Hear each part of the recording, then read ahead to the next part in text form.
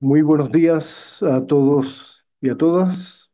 Ya vamos a dar comienzo Good morning, a la everyone. segunda We're going to start parte with the second de part nuestra reunión de la of our iniciativa meeting Red C de América del from Norte. the North Muchas gracias American nuevamente por PRTR acompañarnos el día de initiative. hoy, Thank you very much for tanto joining de manera us, joining presencial today como en línea. online and in Em, person.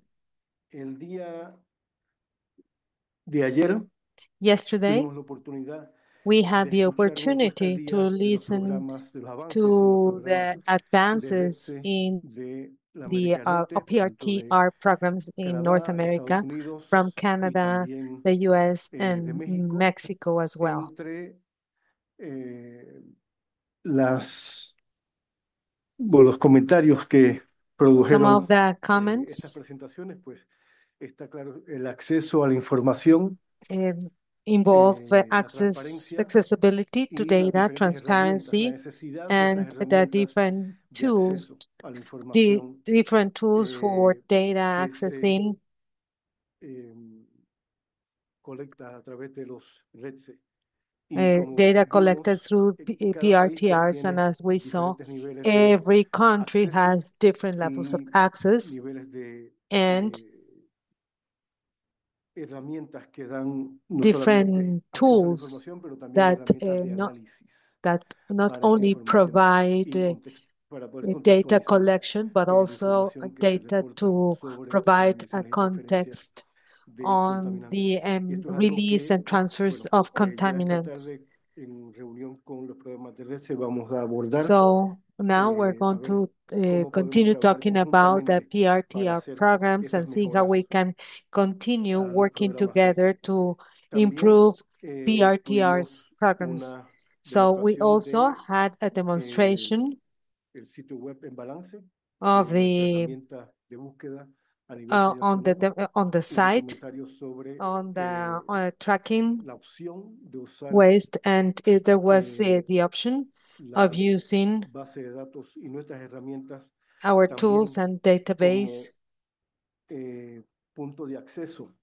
a los datos de as redes nacionales y access de point manera for the complementaria. O sea, PRTR se puede with the utilizar taking nuestra with the herramienta CEC's de taking manera stock. complementaria So our a tool las can be herramientas que used as proveen a complement of the los REDSES tools nacionales. that Tuvimos uh, también la Mexico, the oportunidad US, and de Canada have. discutir We also had the opportunity avances to talk about sobre the progress la made prevención de la contaminación en el sector on automotriz, P2 el in the análisis que automotive realizamos industry, the sobre analysis la información que se está also reportando en that los was REDSES, conducted on the data reported precisamente by sobre PRTR eh, lo que se considera prevención de la in contaminación. terms Hubo of una pollution muy prevention. buena And discusión there was en a torno a very este tema. good this debate and La definición discussion in fue on un tema this. The que surgió definition como algo muy was importante, la something definición de qué significa that prevención de la contaminación. was this No es got what control, does es prevención. uh, prevention Y esto pollution es algo que prevention mean vamos is a tomar not en control, cuenta. is prevention, and Eh, this is something that we will take Luego into account. de esa And after eh, discusión, bueno, tuvimos this discussion, tanto la puesta al día de we had el an análisis de la update CCA of the con respecto CEC a lo assessment que se reporta a los REDSE de América del Norte en in cuestión de terms of prevención de la what contaminación. is Tuvimos reported presentaciones del in sector the automotriz y también PRTRs tuvimos la in oportunidad in de terms of P2, escuchar and we had a los puntos de presentation vista de from la the sociedad automotive civil industry, and we y los also agentes listened to gubernamentales different respecto points de of view of civil eh, society and cómo se reporta la NGOs, prevención de la and the contaminación y la way importancia de pollution prevention ese is tipo de reported and información the en los significance REDSE. of that type of information Hubo in un punto PRTRs. There que, was a eh, point que movimos para mañana por la falta de that tiempo, ideas para we la fase 2 moved del for desafío de today prevención de la contaminación, ideas for stage para 2 intercambiar ideas y for sugerencias pollution prevention, to share para definir la ideas segunda and fase suggestions to de, go into the second de este stage proyecto dentro of de la this iniciativa Red C de project América del Norte, within the que vendría North siendo cómo American podemos mejorar el PRTR reporte initiative. de How la can we prevención de la improve contaminación en los programas Red C reporting y cómo se P2 puede and intercambiar in esa PRTR información programs, dentro de and los how can sectores that information be eh, exchanged que within reportan the la información. sectors reporting Para de this esa manera data?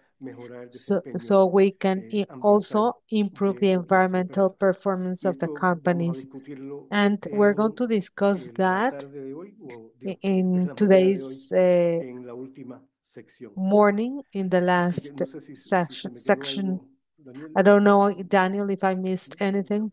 No, everything's fine. Okay, thank you. So now we're going to start with today's session on transfers, offsite, offsite transfers. So Daniel and the CEC will be providing this presentation. We're also going to listen from our colleagues from Canada and also from the US related to all the work that has been done around analyzing transfers. This is something that has been left aside for many years, and now it's back because transfers are important and we have to know how they are managed. So with that, I would like to pass the floor to my colleague, Daniel Velez. Thank you very much, Orlando. Good morning, everyone. Thank you again for joining us again today.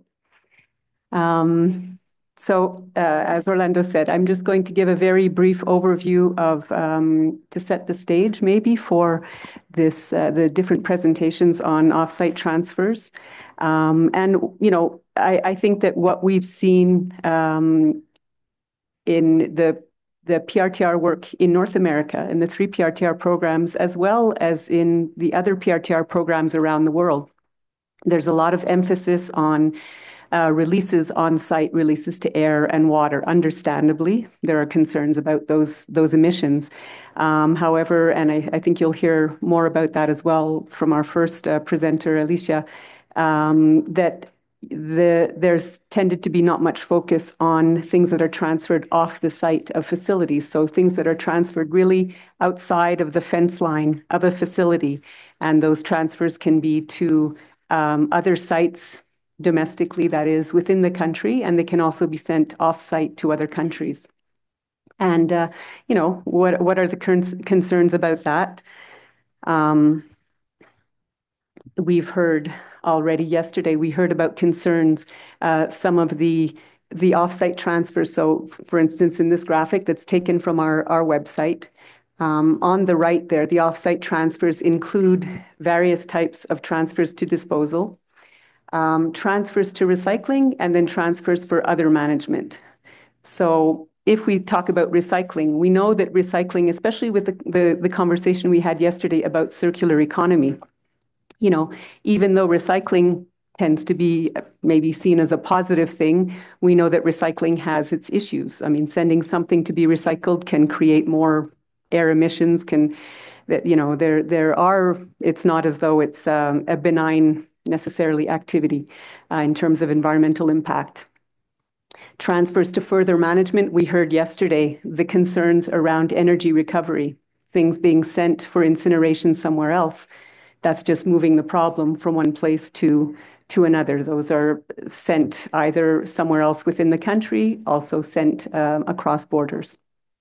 So today, we'll just give a very brief look at some of the data gaps and issues that we've seen, again, referring to the latest analysis that we did in the Taking Stock report on transfers offsite to disposal. So there on the left, we looked at 6 types of disposal methods. They include to landfill or surface impoundments, to underground injection, to land application. There's also stabilization or treatment prior to disposal.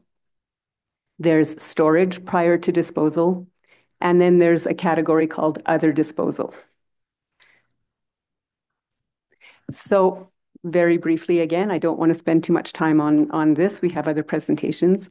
But in the three columns here, we have on the left, these are the categories that we have been able to harmonize the data from the three countries because there are very many differences in terminology, in definition and scope of various disposal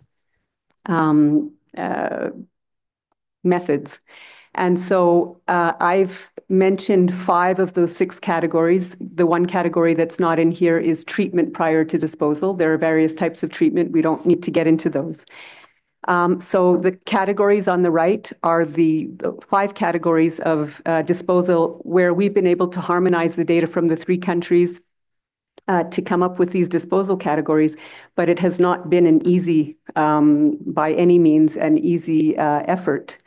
And so in the column in the middle, the issues about incomplete or missing information related to those categories.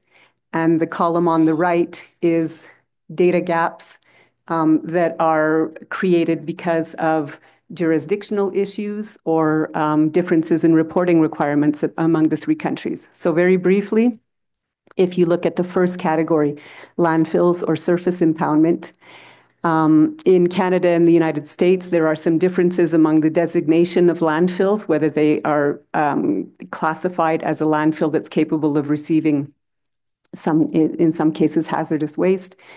In Mexico, there's shared jurisdiction over landfills and especially controlled confinement, which is dedicated to hazardous waste, including many Red Sea substances. Just again, underground injection, the second category. We see that in Canada and the United States, there's shared jurisdiction for underground injection. So the standards are not necessarily the same at the federal level as they are in various states. And so we see differences and certain gaps in the kind of information we can get. And in Mexico, underground injection is considered a treatment method. And so data are not available for underground injection in Mexico, even though we know it's an activity that is practiced, for instance, by oil and gas extraction facilities. Land application, we have in the middle column there for Canada and the United States. We don't have very good information about where often biosolids are being sent to be applied on land, and that's because the information is not reported necessarily very well by facilities. In Mexico, land application is not actually a PRTR reporting category. Storage prior to disposal. Things get sent to storage for a certain amount of time, which tends to vary among the 3 countries. But then often we don't actually know where, after that storage period, where things are disposed of. And then finally, there's a category of other disposal, which is basically facilities do not really report, that there's no information really about what that disposal looks like. So these were just some of the issues that we've encountered. I'll leave it there and we'll go to our first presentation, but these are things that, as we are concerned about where things are being sent once they leave the facility, we have concerns about, I'm saying we as in communal, we have concerns about the types of offsite transfers. And so these are just some of the issues that we deal with when we're looking at North American data in that context of shared watersheds, shared airsheds, shared ecosystems. So thank you. Muchas gracias, Daniel, y por esa introducción Thank you, y Daniel, for contexto this introduction introducirnos and a context discutir en este or momento. background. Quisiera I recordarles would like to a remind all los aquí of you presentes y a los que nos acompañan en línea que online and mucha in de la información person que that presentó most of the ahora information that was Daniel presented está by en Daniel today nuestra última is publicación de El in our Balance en last línea. Y taking stock la liga publication, a, and the a link ese reporte to se this compartió ayer report también was shared yesterday a los asistentes de la reunión en línea. Y bueno, podemos compartirla online and in person, también so we can más share adelante. it today as well. So I would like to encourage all of you to look at that document so you can see much more details on this analysis. Now we're going to continue with Alicia Berciame, physical scientist from the Inventory and Contaminant Emissions from Canada. So this presentation will be online. So please go ahead. Hello. Can you hear me? Yes, thank you. Oh, excellent. Okay. And oh, perfect. My slides are up. Thank you very much. Okay. Yeah, so hello, I'm Alicia Berthium from Canada's NPRI, and so this presentation is on what offsite transfer data can tell us about measuring progress towards sustainability goals. And I realize that I'm having a bit of trouble seeing everything at the same time. So, there we go. Okay, next slide, please. So, as many of you already know, the NPRI, like other PRTRs around the world, are designed to provide public transparency about pollutant releases and transfers from facilities, including their waste streams, to help make informed decisions about the sound management of chemicals and thus sustainability in light of chemical pollution. Next slide. So in the context of today's talk, I'm really using those terms interchangeably. So for me, sustainability means the sound management of chemicals and waste. And that's also leverage from the United Nations Sustainable Development Goal 12, Target 12.4, that says, while chemicals play an important part in modern society, their sound management means that they're produced and consumed in ways that minimize their release to air, water, land, and waste, and thus minimize adverse impacts on the environment and human health. And so with this definition, you can clearly see PRTRs and their data on chemical releases to air, water, land, and waste are a good fit as indicators of SDG 12. Next slide.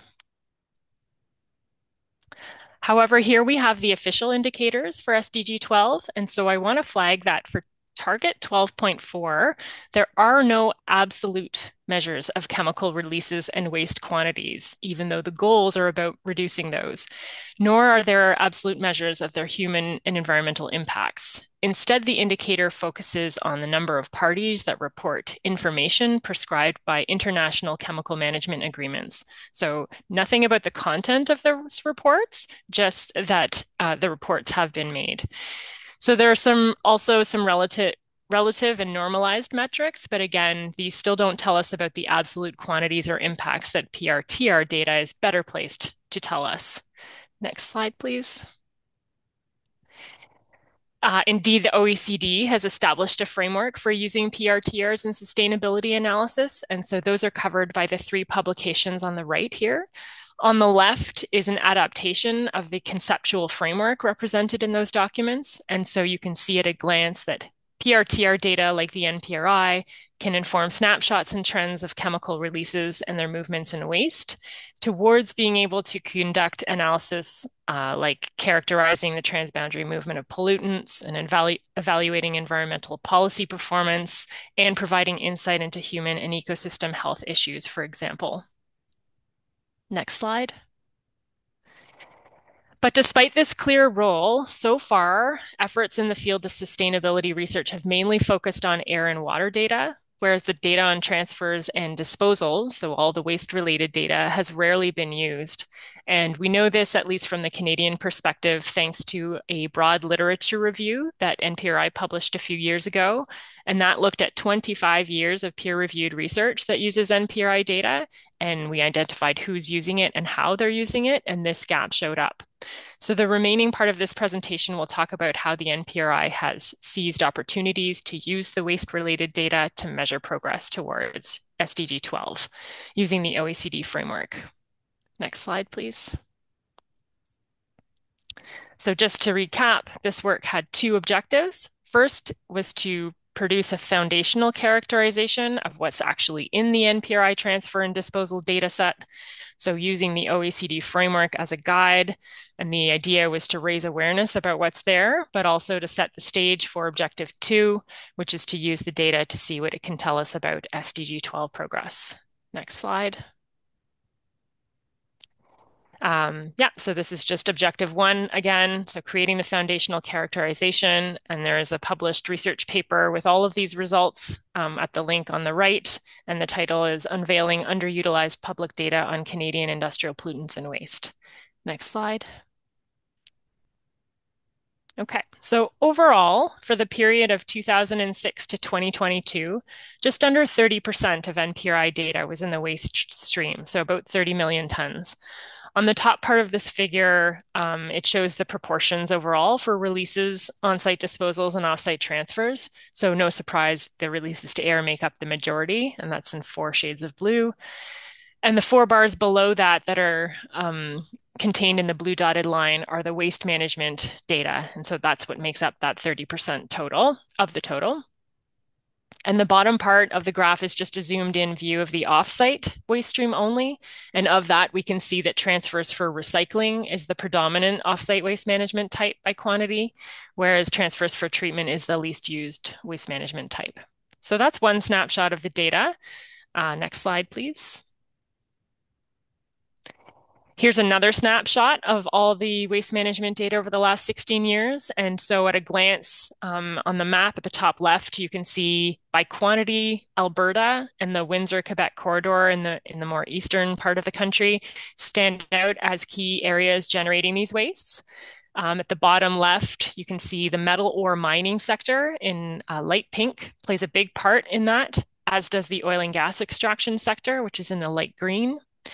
The top center of the figure shows that manganese and hydrogen sulfide are some of the key substances overall going to waste management, along with some other inorganics and to a much lesser degree organics. And in the time trend part at the bottom center, we can see that on-site disposals are more abundant than any of the other types of waste management, and these quantities have increased despite a relatively steady number of reporters in the black line. And by contrast, you can see that offsite recycling and disposals have decreased over time, and transfers for treatment are relatively low. They're a bit hard to see here, but they are trending upwards. So in the interest of time, I won't talk anymore about the detailed narratives that explain these trends and their associated regulatory context, but they are discussed in the published paper. So please feel free to have a look. Next slide, please. Yeah, so one of the main novel aspects of this work was the creation of route maps between the facility of origin and the destination for those offsite transfers. And this type of information has been collected by the NPRI for several years, for decades, in fact, but it hasn't been well used. And so now by mapping it, we're making it much more usable. Sorry, my landline is ringing. It will go in a minute. And then we're also hoping by adding this perspective to the data, we can start addressing some of the quality control issues. So for example, this slide shows where all of the offsite recycling has gone between 2013 and 2021, and it's broken down by the recycling subtype. And so you can see at a glance fairly easily that certain types of recycling transfers go to multi-continental destinations, so recovery of metals in particular. But for the most part, these appear to stay within North America, if not within Canada. NPRI is currently working on a public version of this dashboard to add to the NPRI webpage. But in the meantime, a prototype is available through the figure caption in the published paper and also on this slide.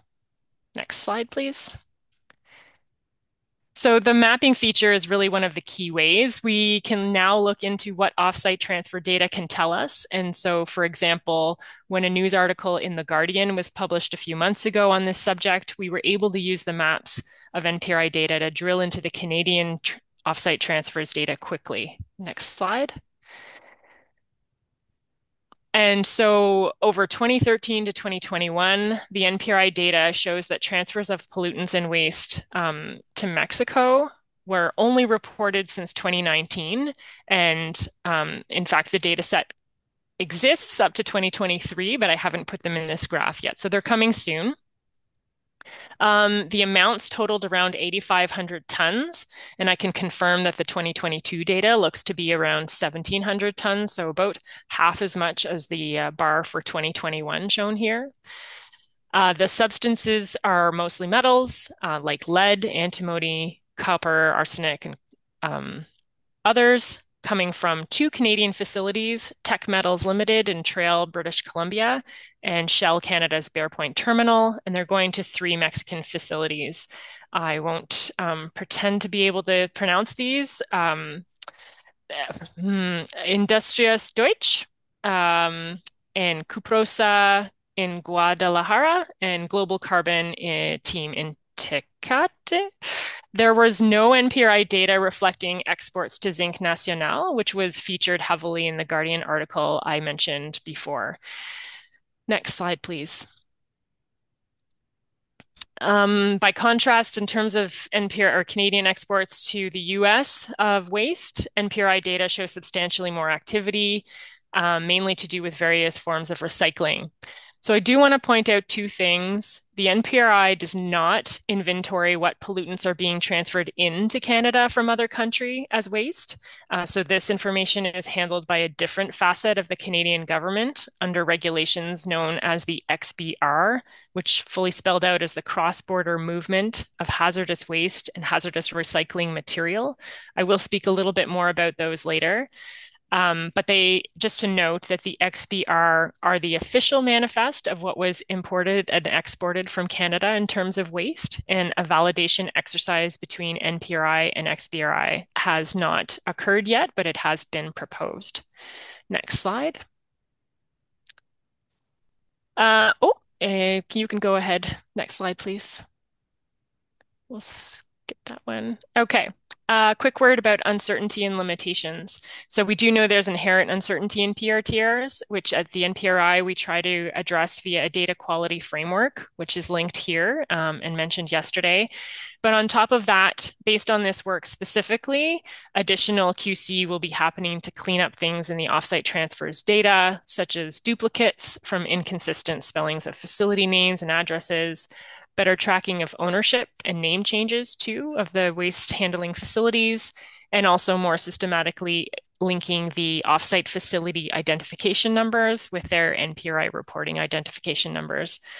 So yeah, that's all I want to say about that. It basically summarizes the data characterization. And so next slide, please. For the next step, I want to get more into how NPRI transfers and disposals data could be used in advanced SDG analysis. So for part two, in the paper, I developed case studies on two international agreements that are among those that are counted as part of the official SDG 12 indicator that I showed on slide 4. And to see how NPRI could provide insights into transboundary movement of pollutants and waste, and also the performance of these international policies. Next slide.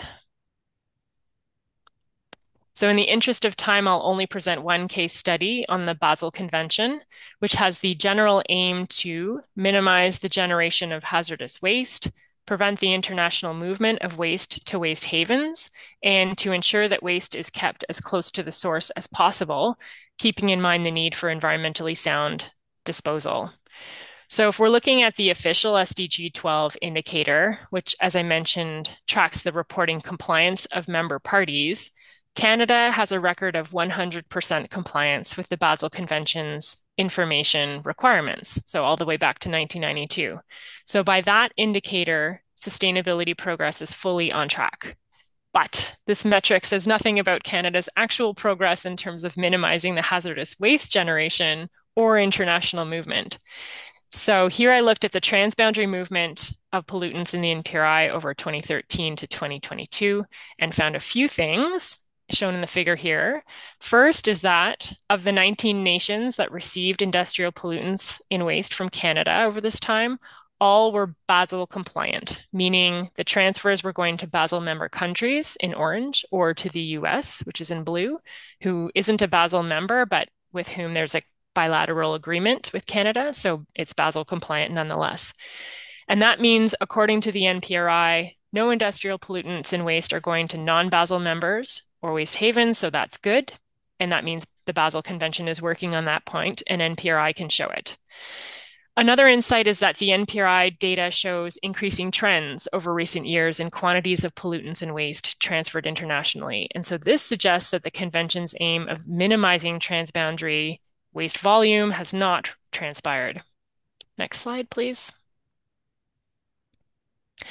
Another insight is that, as I mentioned, Basel aims to keep waste closest to its source, so within the country of origin, if it can be disposed of soundly.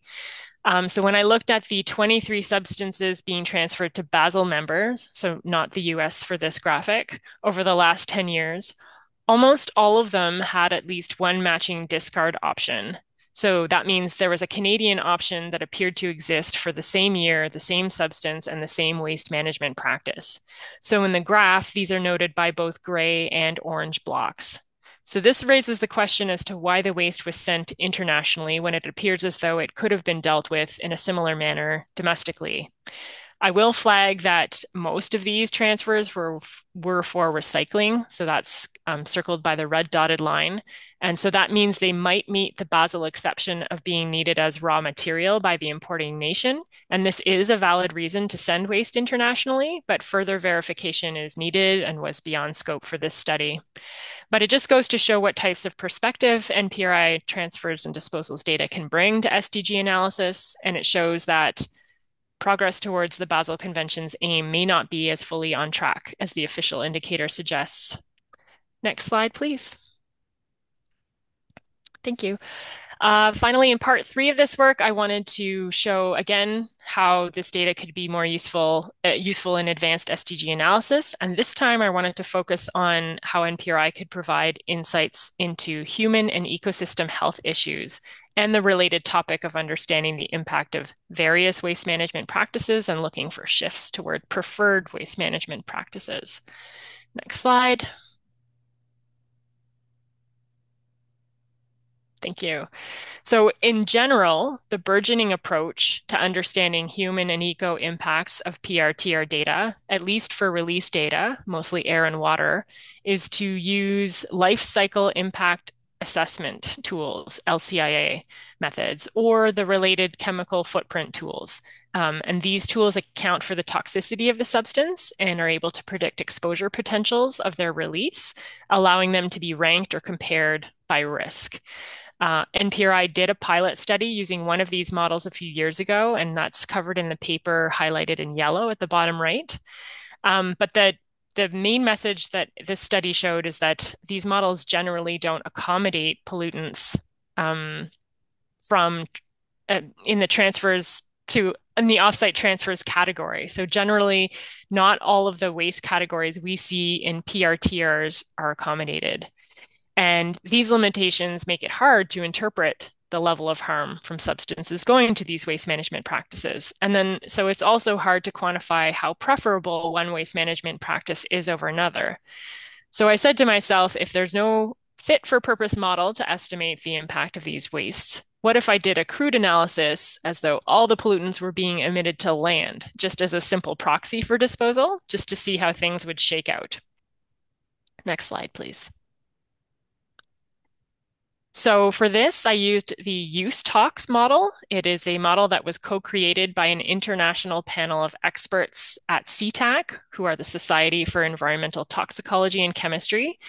Of course, use tox isn't designed to be used this way, but in the absence of anything better, I ran the data from NPRI using the characterization factor for emissions to land, and came up with an albeit inaccurate measure of the actual waste impacts.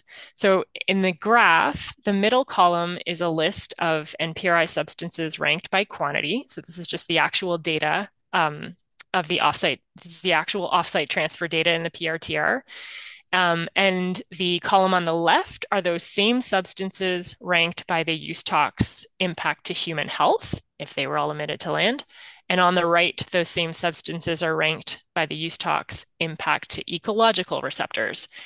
And so just the main takeaway here is that you can see that the priority rankings flip-flop when you're looking at their potential impact versus their quantity. So for example, cadmium, which is in red, ranks about 18th based on quantity of offsite transfer, but it moves way down the ranking by human impact score, and it moves up by the eco impact score. Next slide, please.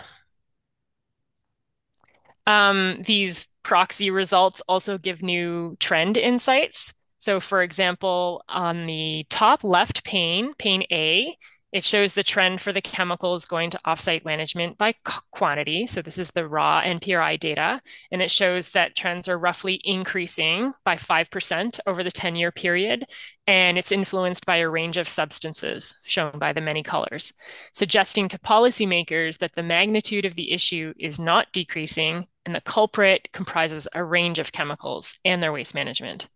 But in pane B, in the top right, the proxy human impact result is plotted. It suggests a similar upward trend, but this time it's primarily influenced by sulfuric acid. So this refines the message to policymakers that substantial gains in SDG progress in terms of minimizing human health impact might be achievable through sulfuric acid policy alone. So while this hypothetical demonstrates that the insights into impacts from pollutants in waste could diverge from insights by quantity alone, I just want to reiterate, it's not an accurate representation of human and eco impacts. So if we move to the next slide, we can try to improve the accuracy. This slide is just here. It's an effort to account for potentially, sorry, I'm distracted by the phone. So, in an effort to be more accurate and account for potentially lower exposures that occur when a pollutant goes to some type of waste management, instead of being directly emitted to land in the open environment, I tried to leverage the waste management hierarchy, which, as you may know, is the concept of qualifying the relative degree of impact from various waste management practices. But while the hierarchy is accepted in concept, a consensus on the exact composition and order and relative scales is lacking. And so you can see on this slide that just shows a number of waste management hierarchies that exist in the literature. So this makes it hard to apply in a practical sense to PRTR data. Next slide. Nonetheless, considering all of these variations of waste management hierarchies, I did try to create a mashup so that I had a single hierarchy that met my needs and all of the NPRI waste-related categories. Then I added some quantitative guesses to reflect the idea of reduced exposure potential versus my earlier proxy, which assumed all pollutants were directly emitted to land. And so I assume there's incrementally less exposure potential as you go up the waste hierarchy. And then in blue, I also tried to account for the negative ecological impacts from transportation. So I will flag that I acknowledge that this wouldn't exacerbate the toxicity or exposure from the specific pollutant, but it could contribute more generally to climate change. And so it's an impact that should be accounted for in our SDG tracking. Next slide. So here's a view of the results. So we've got some scatter plots here showing the offsite data. And so the travel weight impact is plotted on the x-axis of both panes. And then on pane A, we have the y-axis, which is human health. And the pane B shows the y-axis for eco impact. And so some interesting insights arise. For example, in pane A, we see the two blue triangles at the top right corner, meaning these are offsite transfers and they score high both by human health impact and travel distance impact.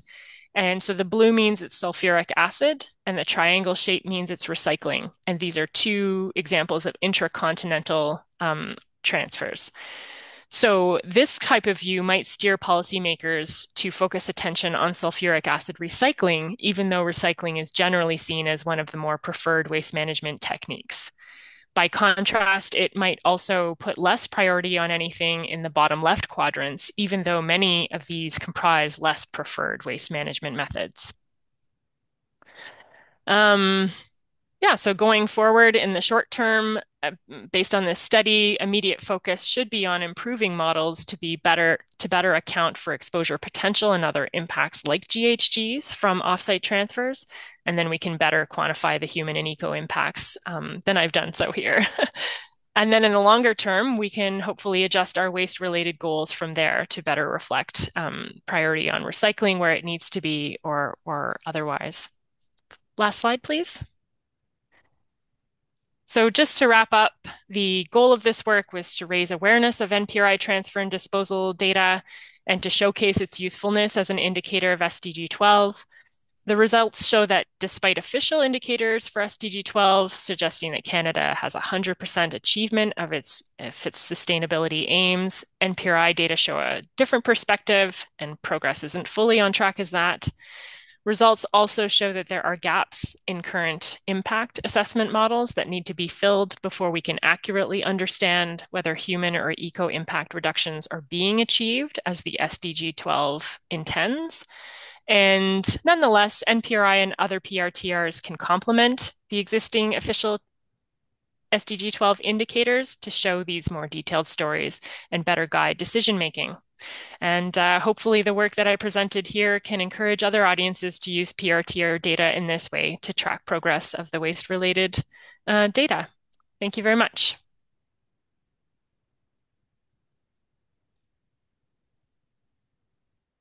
Muchas gracias, Alicia, por esa Thank you very fantástica much, Alicia, presentación, for this fantastic la presentation.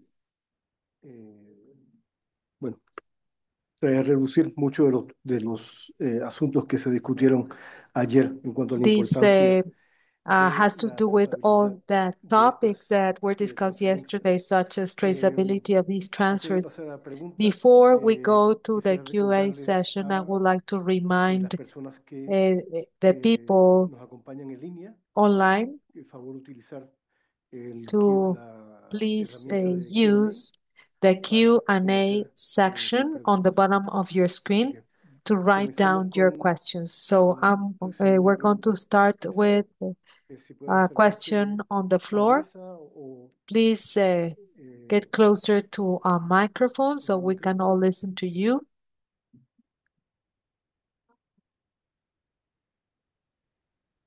Eh, Buen día, soy Pedro Good morning. Gutiérrez My del name Instituto is Pedro Politécnico Gutierrez from Nacional the National y Polytechnic Institute. interesante la perspectiva It's y las very hipótesis que maneja interesting the sobre el hypothesis potencial que that puede you haber have on the de potential movimiento de for estos residuos, ¿no? a Pero waste en algún punto movement. han tratado de But medir, yo have sé you que lo que es tried, ilegal no está and I medido, know that what pero is se illegal tiene cannot be alguna measured, but do you have consideración en este any modelo o en algún modelo que considerations no hayan in this presentado model or a de model todo that el you did tráfico not ilegal present que hay de of estas all the sustancias para, illegal en cierta traffic forma, of si logran tener these una estimación substances, diciendo hemos so that encontrado if you tantos actually have barcos o an tantos estimate trenes, camiones con saying that sustancias we have ilegales, found hacemos these una many estimación, vemos trains más o menos cuánto puede estar de ilegal al año vessels y eso se with podría sumar a este illegal modelo para transfer, darle un and poco this más could be added de up to this fortaleza model so it can a todo be este movimiento que hay more de tránsito robust. de sustancias. Gracias. Thank you so much.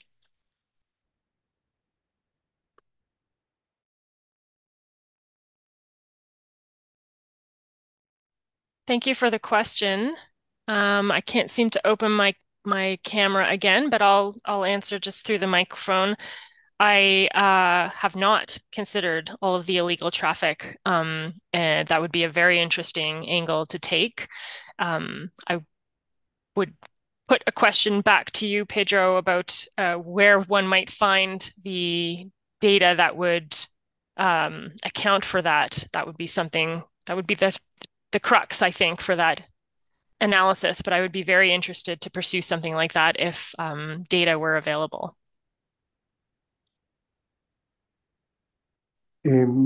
Muchas gracias, Alicia. Una pregunta en Thank you línea very much, de Marta Alicia. Reyes, There's bastante a extensa, así que question voy a tratar from de Marta resumirla, Reyes pero online. So I want to try prácticamente to summarize it.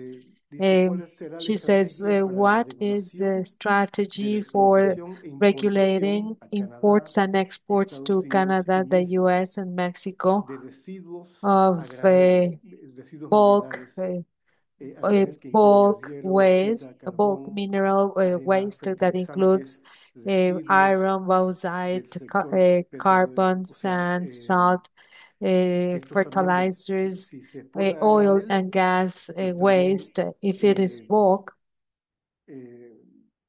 presentan un riesgo these de might dispersión pose y exposición. a Y spreading si eso and se toma en cuenta exposure risk, and is that en las taken into estrategias de account regulación, in exportación the e importación de estas regulation sustancias. strategies for this type of imports and exports of transfers? Thank you for the question, Martha. I would have to defer this question to my colleagues at the XBR. So again, there are regulations, as I mentioned, that grant permits for the import and export of waste, all waste, hazardous waste, in Canada, and that is outside of the NPRI. So unfortunately, I'm not an expert, and I can't really speak to the strategies they might have for that. But I do know that there are monitoring programs, environmental monitoring programs across Canada that would be a complementary tool to measure the impact more in the ambient environment that could inform a topic. Thank you. Muchas gracias, Alicia. Y vamos a tratar de Thank you so much, conseguir a las Alicia. personas que I will try pudiesen to get the eh, people contestar esta pregunta, porque ya sabemos can que help no us está answer this question dentro del because alcance de los we know programas this is not within PRTRs, the scope precisamente. of Pasamos a otro. PRTR's Ana. programs. Anna, please go ahead. Yes, hello. I'm very interesting. However, I'm looking at the Minamata Convention and mention of recovery, the word recovery of mercury, and I don't understand what's the link is between recover mercury and what the fate of that recovery is. It's very dicey. So, can you explain what you mean by recovery?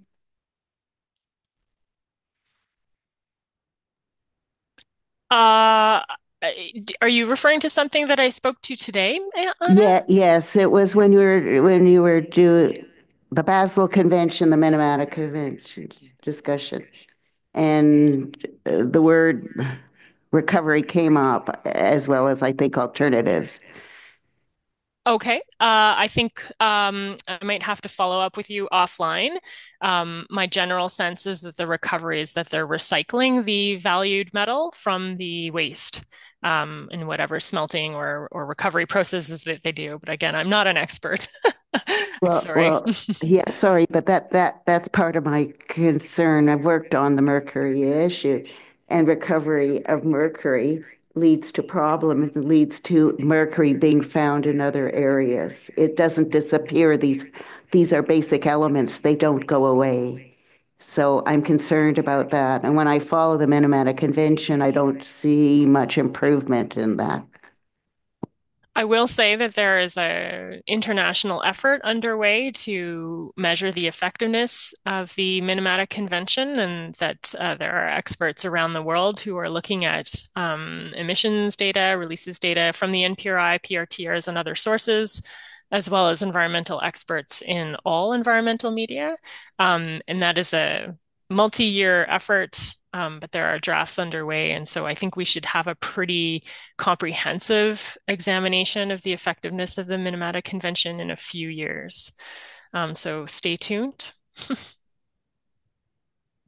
Muchas gracias, Alicia. Hay otra pregunta en línea. Si los países receptores también If registran the los residuos recipient countries que also reciben. record the waste they receive.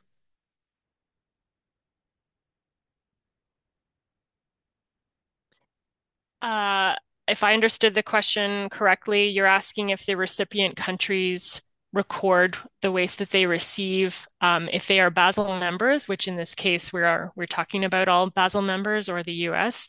It's my understanding under the Basel Convention that they're required to record that. So the Canadian version of implementation of that requirement is the XBR regulations. And so it's a permitting process where facilities must apply to either import or export a pollutant. And there's a number of documents that need to be filled out. So to be compliant with the Basel Convention, it's my understanding that yes, the receiving countries would have to record that as well. Muchas gracias, Alicia. Y precisamente eso es un tema que estamos tocando en Thank you very el much, contexto de los Alicia. RETSE. This is a topic we are Si las actually discussing on sustancias que PRTRs, se if the substances reciben that are de un país a received otro, from one aunque sean country to another registradas one, even bajo though they are recorded on la normatividad o bajo acuerdos the internacionales, es una cosa. international agreements on Si están sujetas regulations, a registro a través de los RETSE, these es otra. substances are Eso es un subject asunto que to vamos be a seguir tocando más reported, adelante. or if they're Vamos a pasar a una reportable última under pregunta, PRTR. We Sara. have Sí, space for gracias. another question. Perdón. Sí, José Manuel Arias My Rodríguez, name is de la José Manuel colectiva Manuel Malditos from Plásticos de México. from the Mi pregunta collective es Damn sobre el tema de la Plastics in trazabilidad. Mexico. So my question Ya is vimos about que traceability. gran We parte have de seen that los a movimientos de residuos great van a part Estados of Unidos, pero mi pregunta waste sería, movement goes ¿han to the encontrado algún US, but caso have you en la cual found estas a empresas de case Estados in Unidos which a these la vez US companies subcontraten o envíen, después de outsource recepcionar esos or residuos de send Canadá, a otros these países, waste el caso to other particular a countries, México? specifically into Mexico? Once they have received it, they outsource it to transfer it back to Mexico? That is an excellent question. I have not done any traceability analysis to that degree. Um, that would be a very interesting line of questioning to pursue. Just anecdotally, having looked at the receiving facility names in the US, many of them appear to be in some sort of metal recycling sector, or solvent recycling sector, or hazardous waste management, like Clean Harbors, for example. So just anecdotally, my perception is that it's not obvious that companies are then outsourcing the waste to Mexico. By that's just my guess. So definitely an interesting line of question. Thank you. Sí, muchas gracias, Alicia. Si me permiten añadir a eso, Thank you, precisamente es algo Alicia. que I would estamos like viendo to a elaborate on nivel that. trinacional. This is something we're looking at a Lo que transnational mencionó Alicia, level. compañías What Alicia como Clean mentioned, Harbors, que se companies dedican like Clean precisamente a la Harbors gestión that del manejo deals de with sustancias peligrosas. managing Puede que haya una hazardous empresa waste. dentro del país, There digamos is Estados a Unidos, company que within the envía US or el within the residuo a country esta that compañía. sends Esta compañía a the la vez waste to lo this envía a company, su and this subsidiaria, company digamos, en sends it Canadá, to the porque subsidiaries in Canada, en because ese in establecimiento es that que se maneja facility is where esa sustancia en particular. this substance in Y particular is eso pasa managed. entre empresas That's what que están happens operando en múltiples within the países. same Hemos company. If visto this Estados company Unidos a is Canadá, operating in habría que ver the three si se countries, we parece have seen that happening de between Estados the Unidos a US Canadá and o Canada, but viceversa. I don't know if Así que this sería happens buen punto. between Bueno, Mexico and the US. That's a very good por tiempo, line muchas of gracias Alicia questions. So thank nuevamente you very por la much, presentación Alicia, y vamos again a for your proseguir presentation. a And la now we're going próxima to continue presentación with the a next cargo one de by Belu Sentil, Belu Santo from el director de calidad de datos the del inventario de quality emisiones tóxicas, el TRI de los Estados Unidos. from the toxic Nos va a release platicar inventory. sobre transferencias Uh, fuera de sitio, He's part of esfuerzos the para toxic mejorar release la inventory calidad program, de los efforts to datos. improve data quality. Adelante, Go ahead, Belu. Belu. Thank you. Can you hear me? Yes. Okay, good. My name is Velu Senthil. I actually manage TRA data quality. First, I would like to thank CEC, NPRA, and Red Sea team members for their continued cooperation in improving the quality of the offsite transfer data set. So just to go to the next slide, please. Okay, thank you.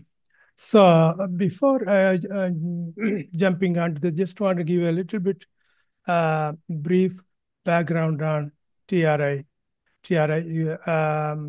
reporting statistics. So we have approximately 20,000 facilities reported TRI. And around 75 to 80,000 chemical reports every year. So out of that, from that, we are receiving almost 100,000 offsite transfers every year. So that's how you just give you some idea about offsite transfers, how much that one. So with that, the one of the things the TRA reporting forms, we only ask the facilities to report offsite record IDs. That means the hazardous, if they have the facility, if a facility has a hazardous waste generator or a destination facility, they will be assigned as a record IDs. So that's what we require. So on the form, if the receiving the destination facility, it has a record ID, they will provide the record ID. If not, there's nothing there. So because that causes a lot of data quality. Because if already has a record ID, then it's easier to get the correct facility information from the record database. So that causes a lot of issues now. So what we are trying to do. We are trying to just make we add the EPA facility registry system, that's a FRS IDs to every locations, offsite locations. So we have been working on this for a while. One of the issues we noticed, a few years back was especially when it comes to international locations, like a cross-border either facilities in Canada or Mexico. So we don't have a FRS IDs for facilities outside of US. So when we looked into this deeper, so we were told that so we need to have a EPA program IDs, so that those facilities in outside of US, like Canada or Mexico, can be assigned FRS IDs. So we created a dummy TRF facility IDs for some the facilities in other countries like Canada and Mexico. So then we can assign FRS IDs for those facilities. So that's a process we have been going through. I think we are getting a lot closer to the assigning accurate FRS IDs and also validating the offsite locations. We are getting much closer than in the past. So with that, so just kind of try to jump into this presentation. So a couple of years back, I submitted 2 projects to US, United States, Mexico, Canada funding agency, work on the cross-border transfers. So this one project is to look into the data for the cross-border transfers between Canada and US. The other one is from Mexico, with cross-border transfers between Mexico and US. So the idea, the objective here is to identify, see any potential non-reporters That means we have to see whether somebody's sending the facility, receiving the facility waste in US, but they are not reporting to TRI or other data quality reporting issues. And at the same time, we can also look at the destination locational information in Canada and Mexico. So we are also looking into waste going from US to Canada and Mexico. So we will try to just to see whether we try to improve the quality of the locational data, street address and geo. We try to geocode the data from for facilities in Canada and Mexico. Next slide, please.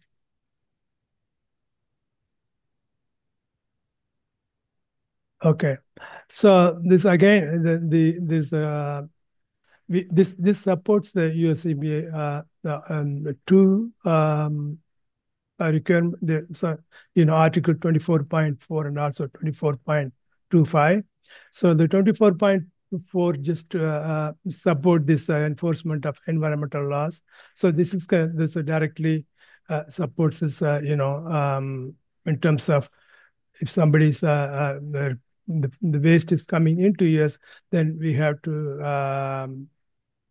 they have to that they have to be reported to TRI program. The Safe Cross Section 313 is the TRI reporting purpose. The other one is to improve the quality of the PRTR data, the locational information from in Mexico as well as in Canada. Those two goals. So we can support support those two goals in order so that we can continue this work. So next slide, please. So, so one of the things what we did, just I know there were some questions about the offsite, how we track that export import manifest. So the RECRA, the resource, the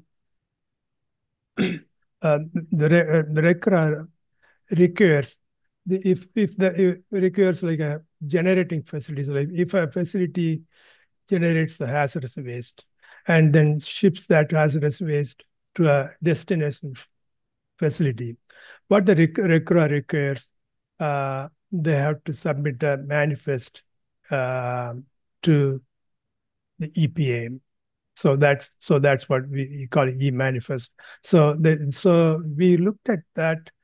We used that one for this analysis.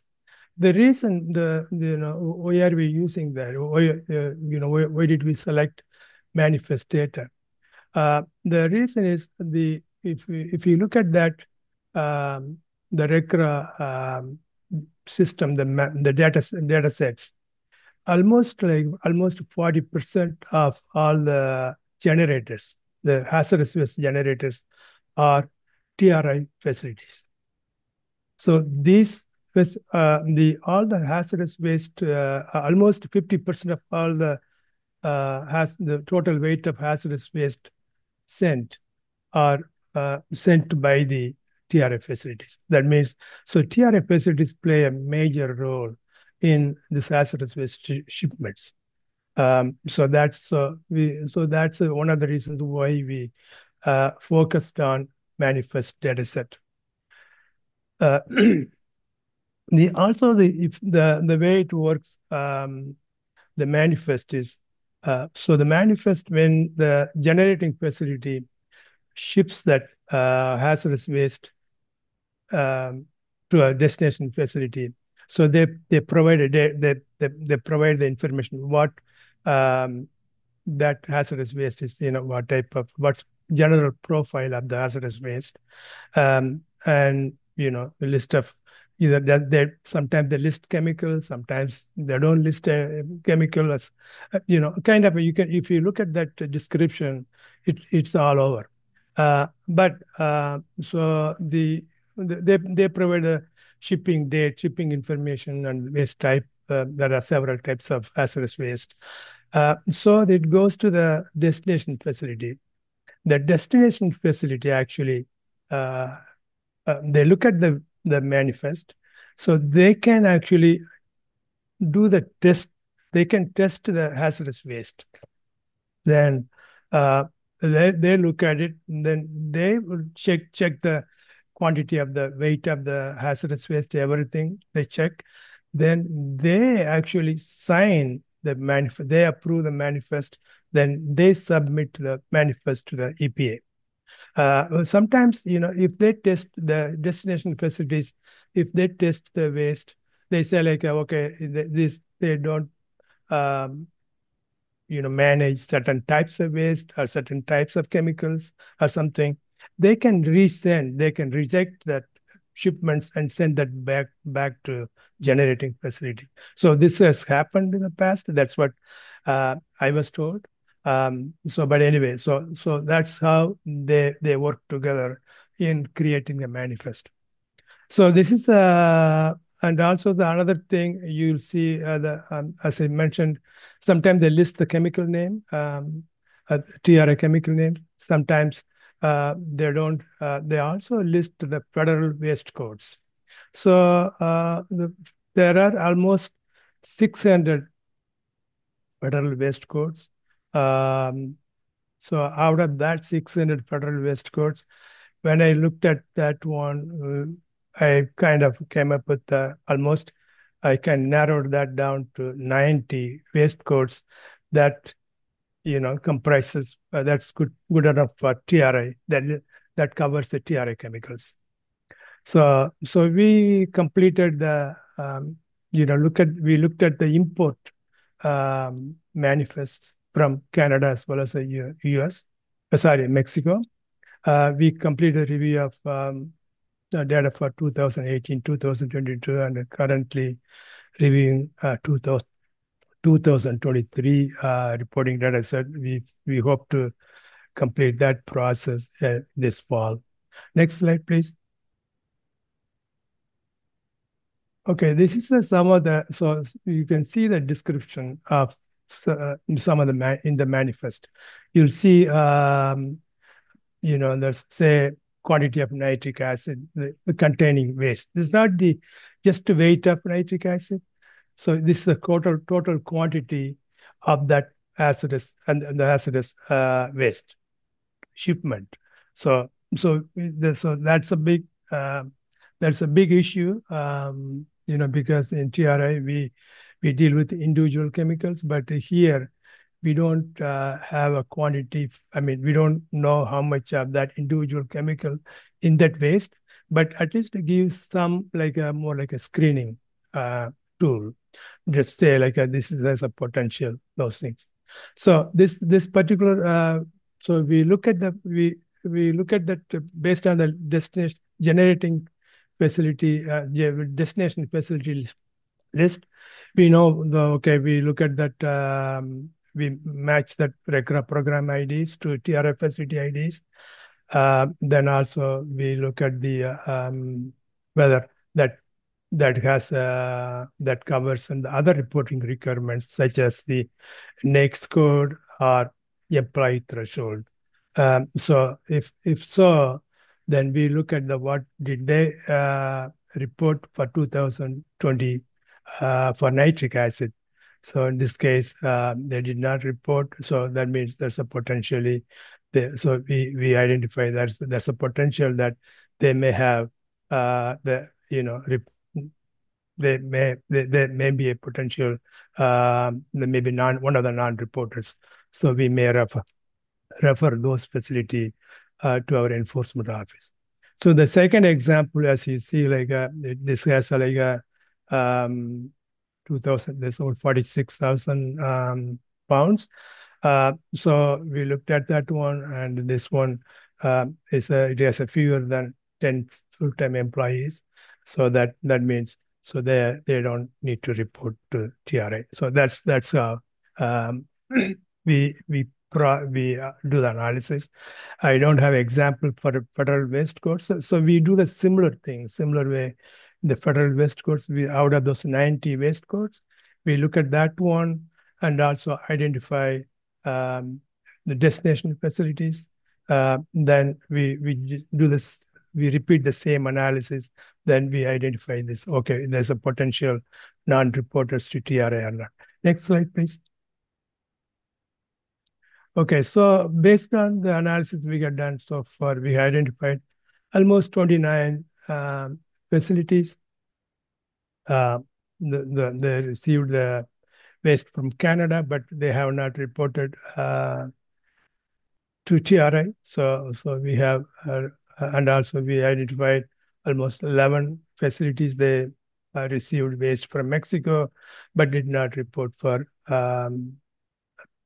TRI for multiple chemicals. So we referred those facilities to our enforcement office. And also this helped, also we have improved the quality of the locational information in Canada and Mexico. So we are, as I said, we continue to improve the quality of the locational information in Canada and Mexico, and also we plan to expand that to other countries. So I think that's all I have. I think next slide there's some maybe contact information. So please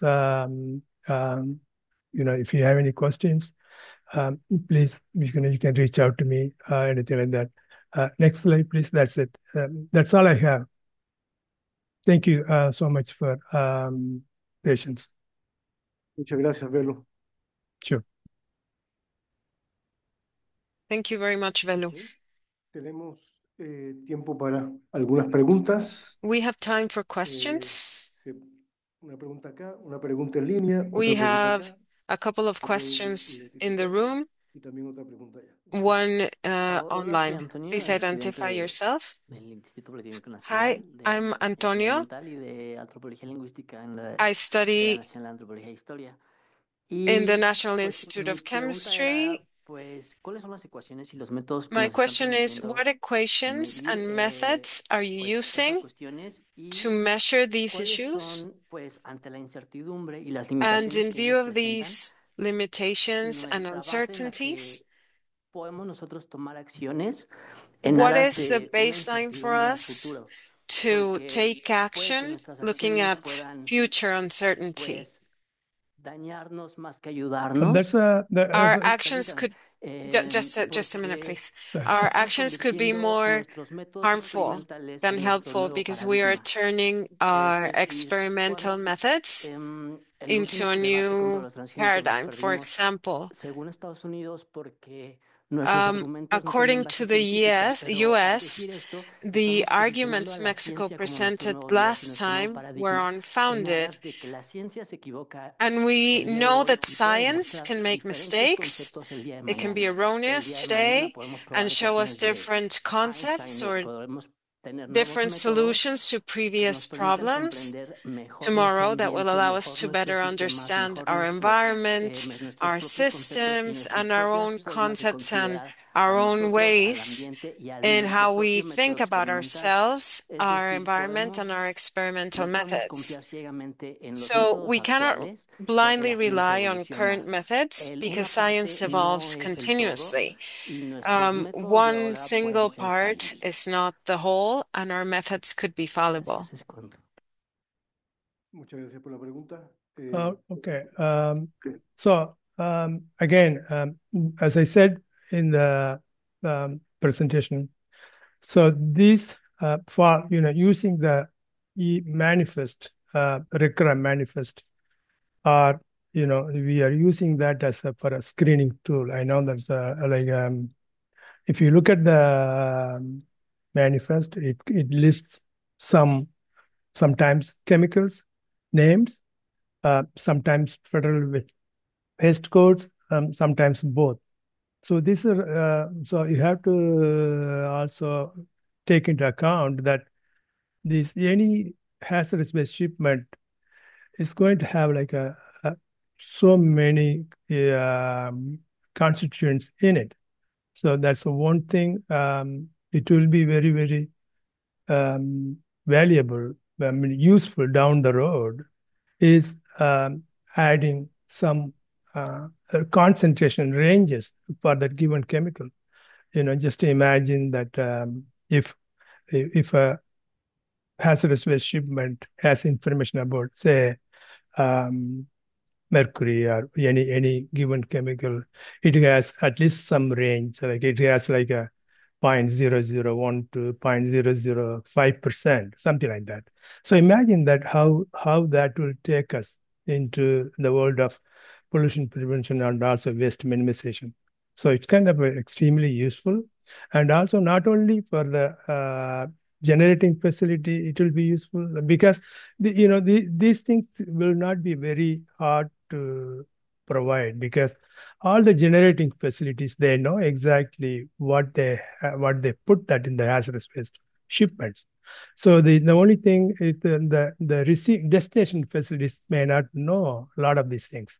So it will be helpful not only to the public and others, but also most importantly to the destination facilities. They know exactly how much of that particular toxic chemical or group of toxic chemicals in the waste, so that they can plan accordingly their management practices, and improve that the pollution prevention or other activities tremendously. But that's again, we use this approach as a screening tool because based on that's all we have currently. Uh, uh, that's the one. So again, but that could be improved by adding a concentration for that toxic chemicals in the manifest. That's my view, but that's my personal view. Again, um, we'll see how that plays out in the future. Thank you, Velo. There's a question online from Jorge del Angel. Seaports are one of the sites where potentially polluting materials are received. However, these types of facilities are not necessarily registered in waste management systems. Is there a reason why the transportation industry is not included in the records of the three countries? Perhaps these facilities are registered under a different heading in the TRI report, for example? Um, well, it could be because this is again this hazardous waste the shipments. I am not an expert on that, but I think it's kind of it involves a lot of the transportation is companies are in the middle, more like a middle managers. So they come into somewhere when it comes from one country to other country, maybe it may come to the transportation first. Then there may be further shipments to other locations. So we always look at the final destination. That's the one aspect. The second aspect is, Alond, as you mentioned, it could be one of those industry sectors not covered under TRI, so that they may not need to report to TRI. Thank you. Ana, Luis, y Marisa. Okay, and then we have to move on. Okay. Ana? Yes, my question concerns the degree of accuracy of the numbers that you presented and the potential for errors.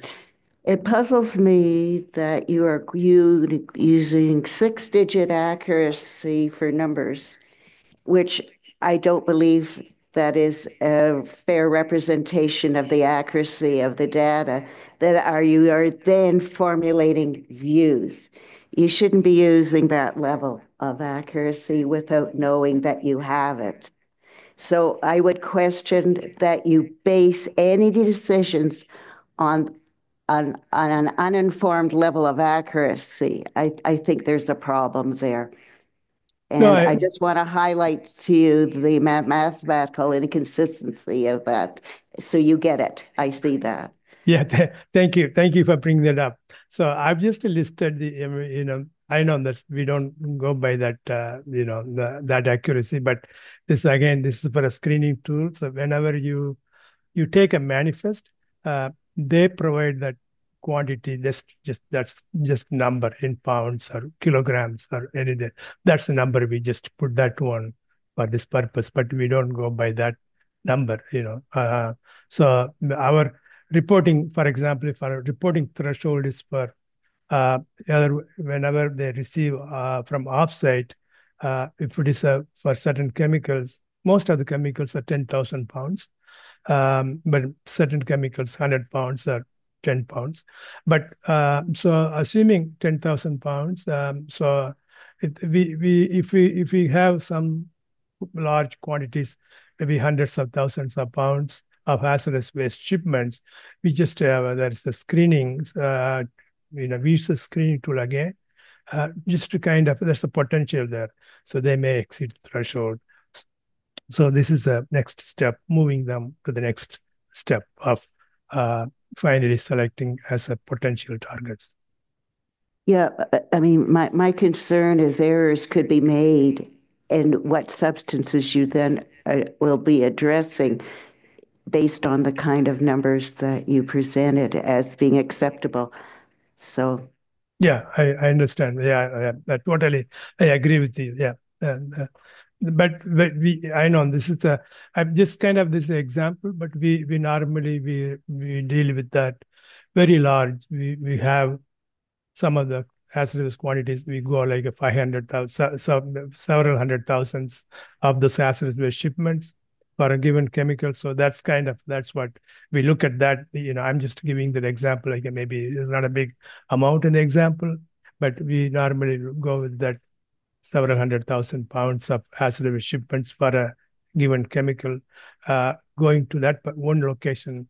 So that means we kind of use this as a screening tool to select that location and reach out to that facility. Okay, so we think you have received, you may have received this chemical. So have you not reported to us?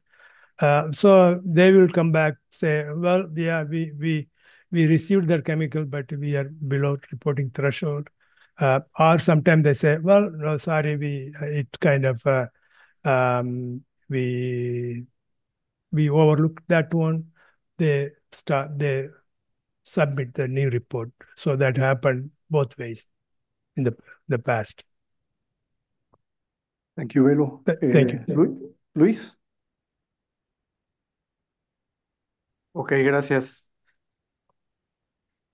Well, probably in English, to be directly for colleagues in the TRI and the NPRI, because it was very illustrative, especially the NPRI presentation. Congratulations, Tristan, on how you can focus the information on how to relate, especially for the trends of off-site and on-site disposal and treatment. So a specific question in regards the priority substances that were identified, like sulfuric acid. Are these related specifically for oil and mining industry, or why is it a concern for the complete region in North America? And also, one wonders if these can be used not only for Basel compliance, as the example you presented for Canada, that relates the 100% compliance country for the Basel Convention, but also for the persistent organic pollutants. Are you using this information in the TRI or the NPRI for also the Rotterdam and Stockholm Convention? That will be for now. Also, if you can, like for the three countries, I think it will be interesting to know if are you foreseeing this OECD framework to be formally applied to report compliance on these multilateral conventions and the Sustainable Development Goal number 12 of sustainable consumption and production?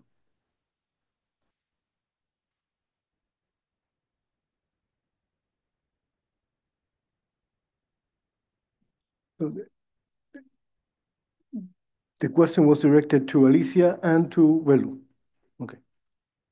Would you like to go first? Orlando, I'm sorry to interrupt. Velu disconnected, so he's not hearing the questions right now. Oh, okay. Okay, probably Alicia, if you could please. Can you hear me? Yes. Okay, perfect. Thank you for the question. I took a few notes as you were reading them out, and I was not struggling, I was trying to quickly drill down on the sulfuric acid data. So I'm not able to pull it up right yet. Okay, I wish I could show my screen. Am I able to do that? No, maybe not. So in terms of the sulfuric acid data, I just used the dynamic version of some of the snapshots that I presented earlier to filter for sulfuric acid. And so the data is showing that it's mostly coming from petroleum and coal product manufacturing. So that is the sector there. In terms of formally applying the analysis to SDG 12, that would be ideal, or at least to be included in some of the conversations in terms of indicator development, although I do acknowledge that the indicators are selected based on a broad audience and you should be able to screen. Oh, okay. Thank you. And political and social and economic compromises and data availability. So I acknowledge that the indicator selection is a very complex choice and not always only based on data availability. In terms of the other international agreements that this might inform, so the Minamatic Convention on Mercury is discussed in the paper.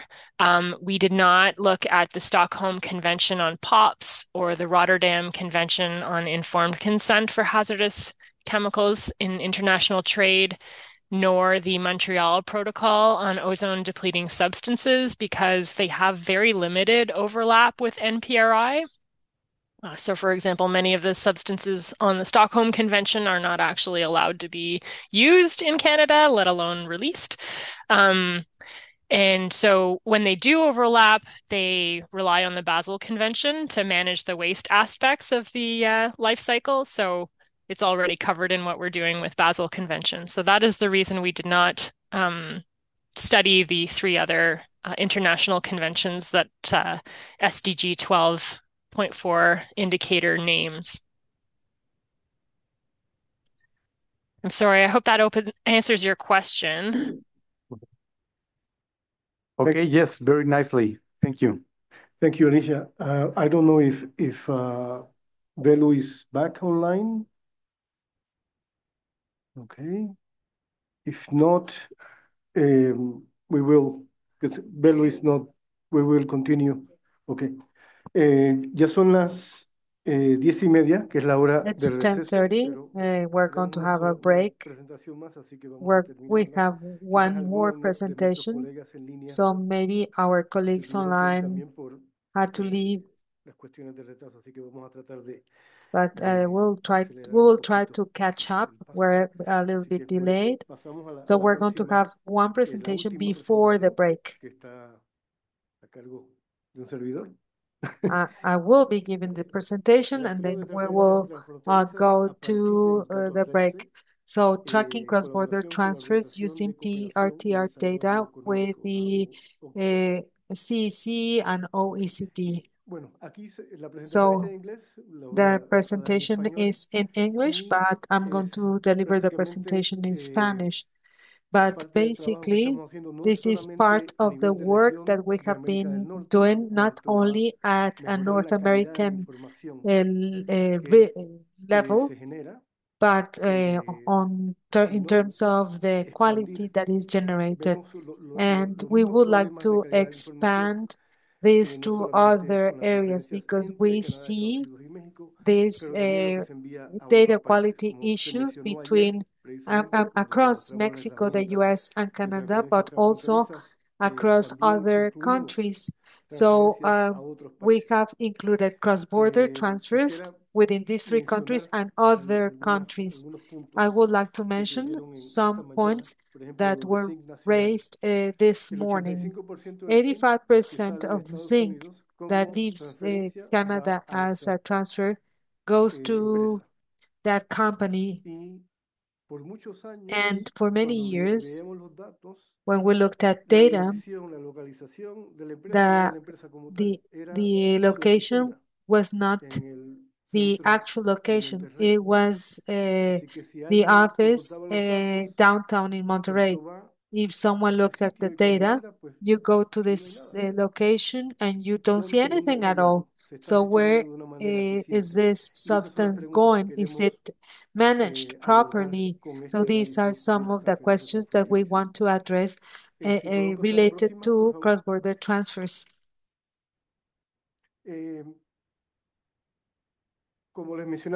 As I mentioned before, we are doing this not only as a collaboration exercise between across PRTR, NPRI, and RETS in Mexico, but also with other countries, the recipient from these transfers. So we have assessed all data reported by the North American countries, the information that we have recorded in the taking stock tool to see the information based on substances transfers, facilities. And what do? We identify quality data comparability, and we have focused on North America. So I would like to acknowledge Velu's work because when we do this, we share information, and there are people in these programs that are investing their time to be able to improve this information to make sure that once this data is received, it has a high quality. So we are working on data quality, uh, on the reporting data quality, and also the source of transfer, as well as the amount and the substance that is transferred to another country. So we want to see if this is included in the PRTR. And we also want to add the OECD countries, and we want to know if these countries are also transferring substances to Canada, Mexico, and the US, and if that is being recorded through PRTR programs. Because here we can see what is being transferred outside our countries, but we don't see what is being received in these three countries as well. So once we assess this, we can recommend how we can improve data. So this is an overview of CBD data from 2020 to 2022. We can see that transfers from North America to almost 30 countries where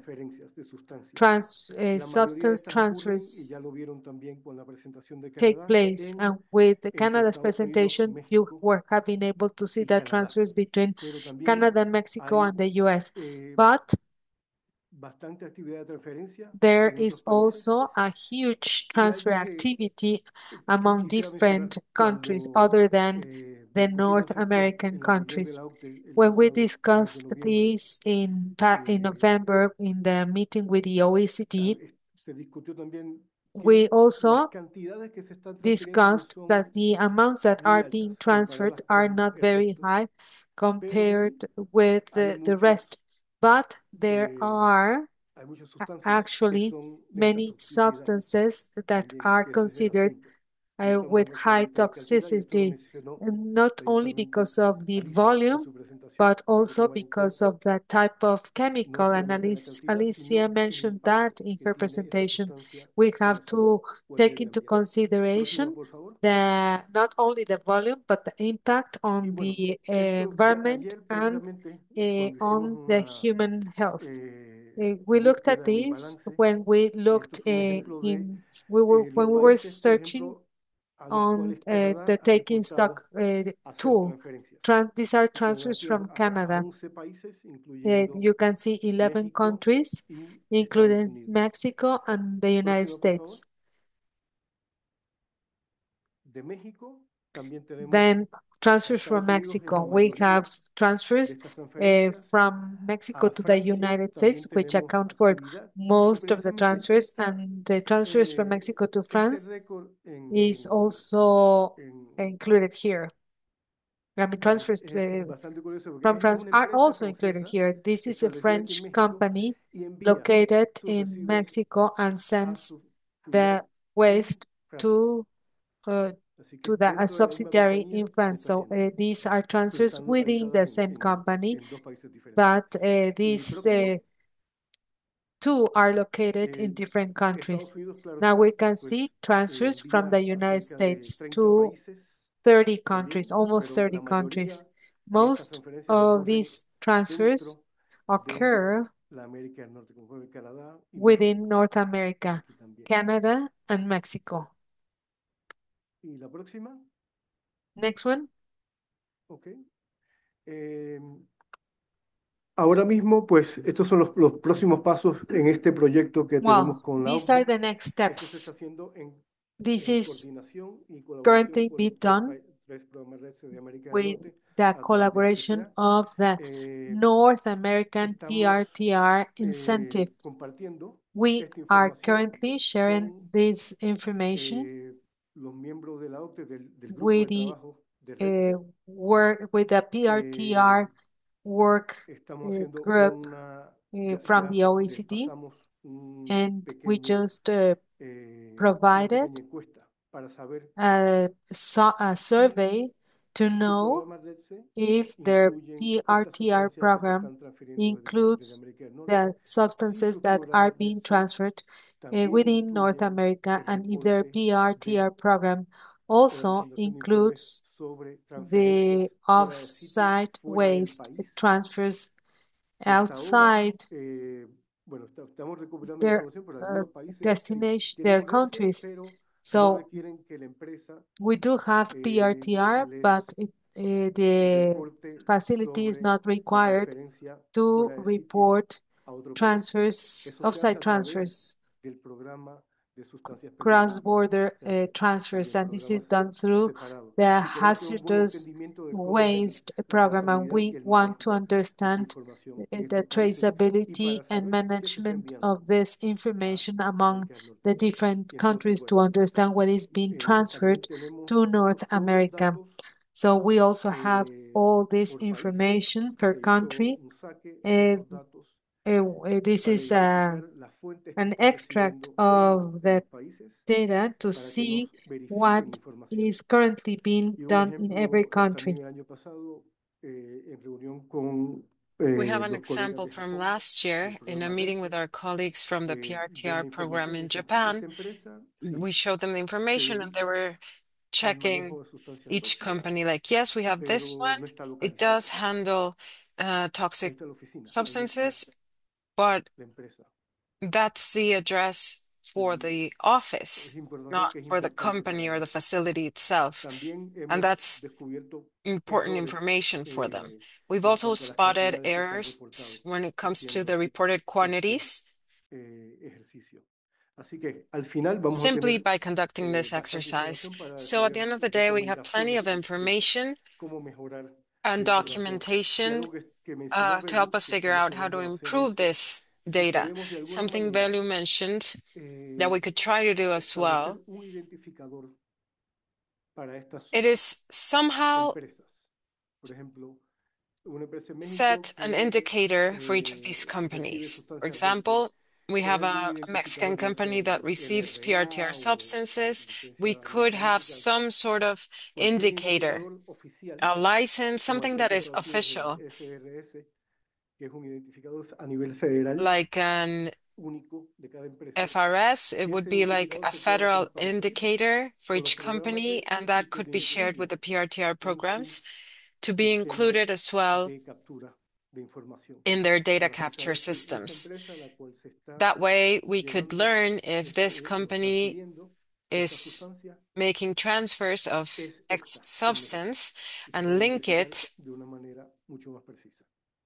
to another, let's say, facility or company in Mexico and do that with more accuracy.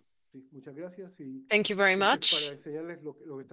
This was just to show you what we're doing in the region, but of course there are also other PRTRs that we're trying to work with in other countries. If you have any questions. Sí, yo quería preguntar si hay alguna, Right. si en Estados Unidos, por eso I would like quería to preguntarle, know, si hay alguna and I wanted to ask this to Value, if in the US there is se any hace sort el of movimiento transfronterizo a México, pero que statement or avisen que manifest ese where you see movimiento the transfronterizo transfer viene a going México from y the luego US to brinca a otro Mexico, país.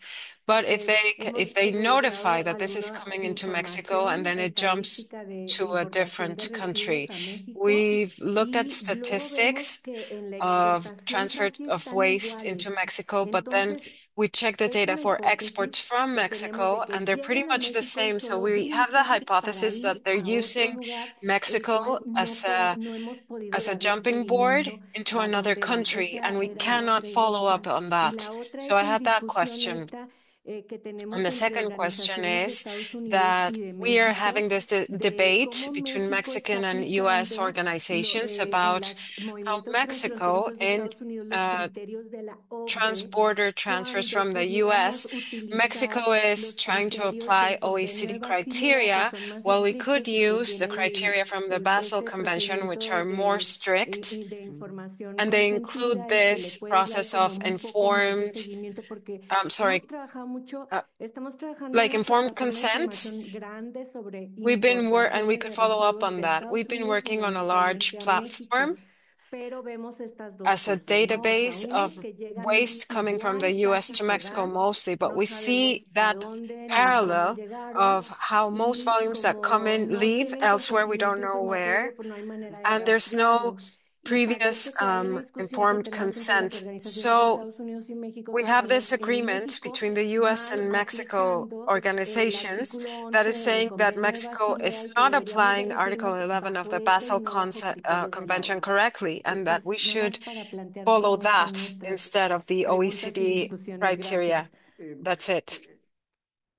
Es de mi conocimiento que sí hay información, As far as I hay know, consentimiento informado, como we dicen, do have those hay un informed sistema consents. We do have some sort of a precisamente trabajado Estados system Unidos y México, y cómo used maneja la privacidad. by all Así three que sería countries. bueno, pues, bueno, el doctor Arturo Gavilán estuvo ayer aquí y darle Yesterday we had seguimiento Dr. Gavilan here con, and we discussed that so we could provide follow-up bueno, on that sort of issue.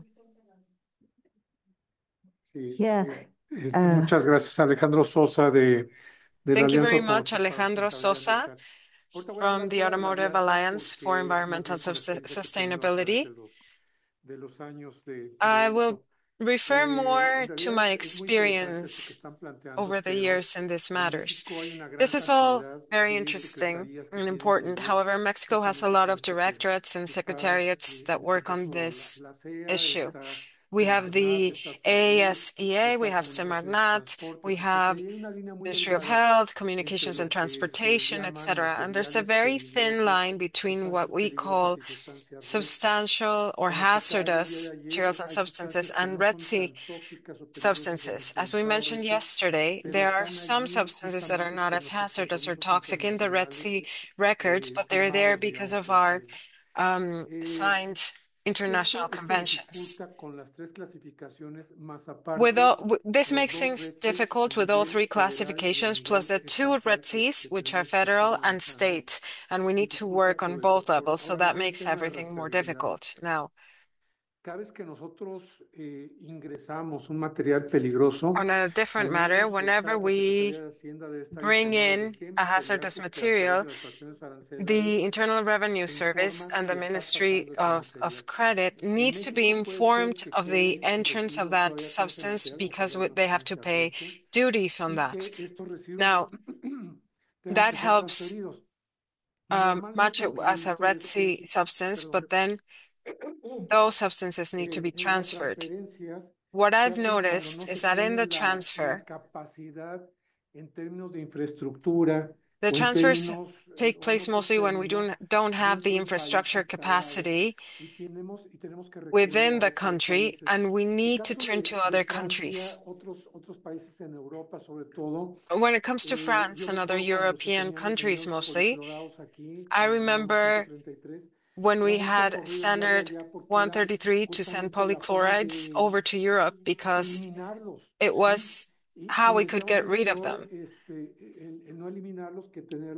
And it was better to send them to another country that could handle them than keep them here without nothing to do with them. And they always worked on 99 percentages of efficiency.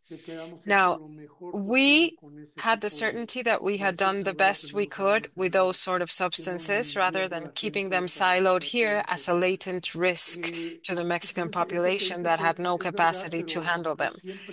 Now, what you say, of course, is true, but there's always a reason behind why things are done a certain way. When it comes to this traceability, I think we not only require North American cooperation, but we need to expand. And all those capacities that are sometimes not as advanced in Mexico as in other places are easy to detect. There are very few companies that are well located. They are not hiding.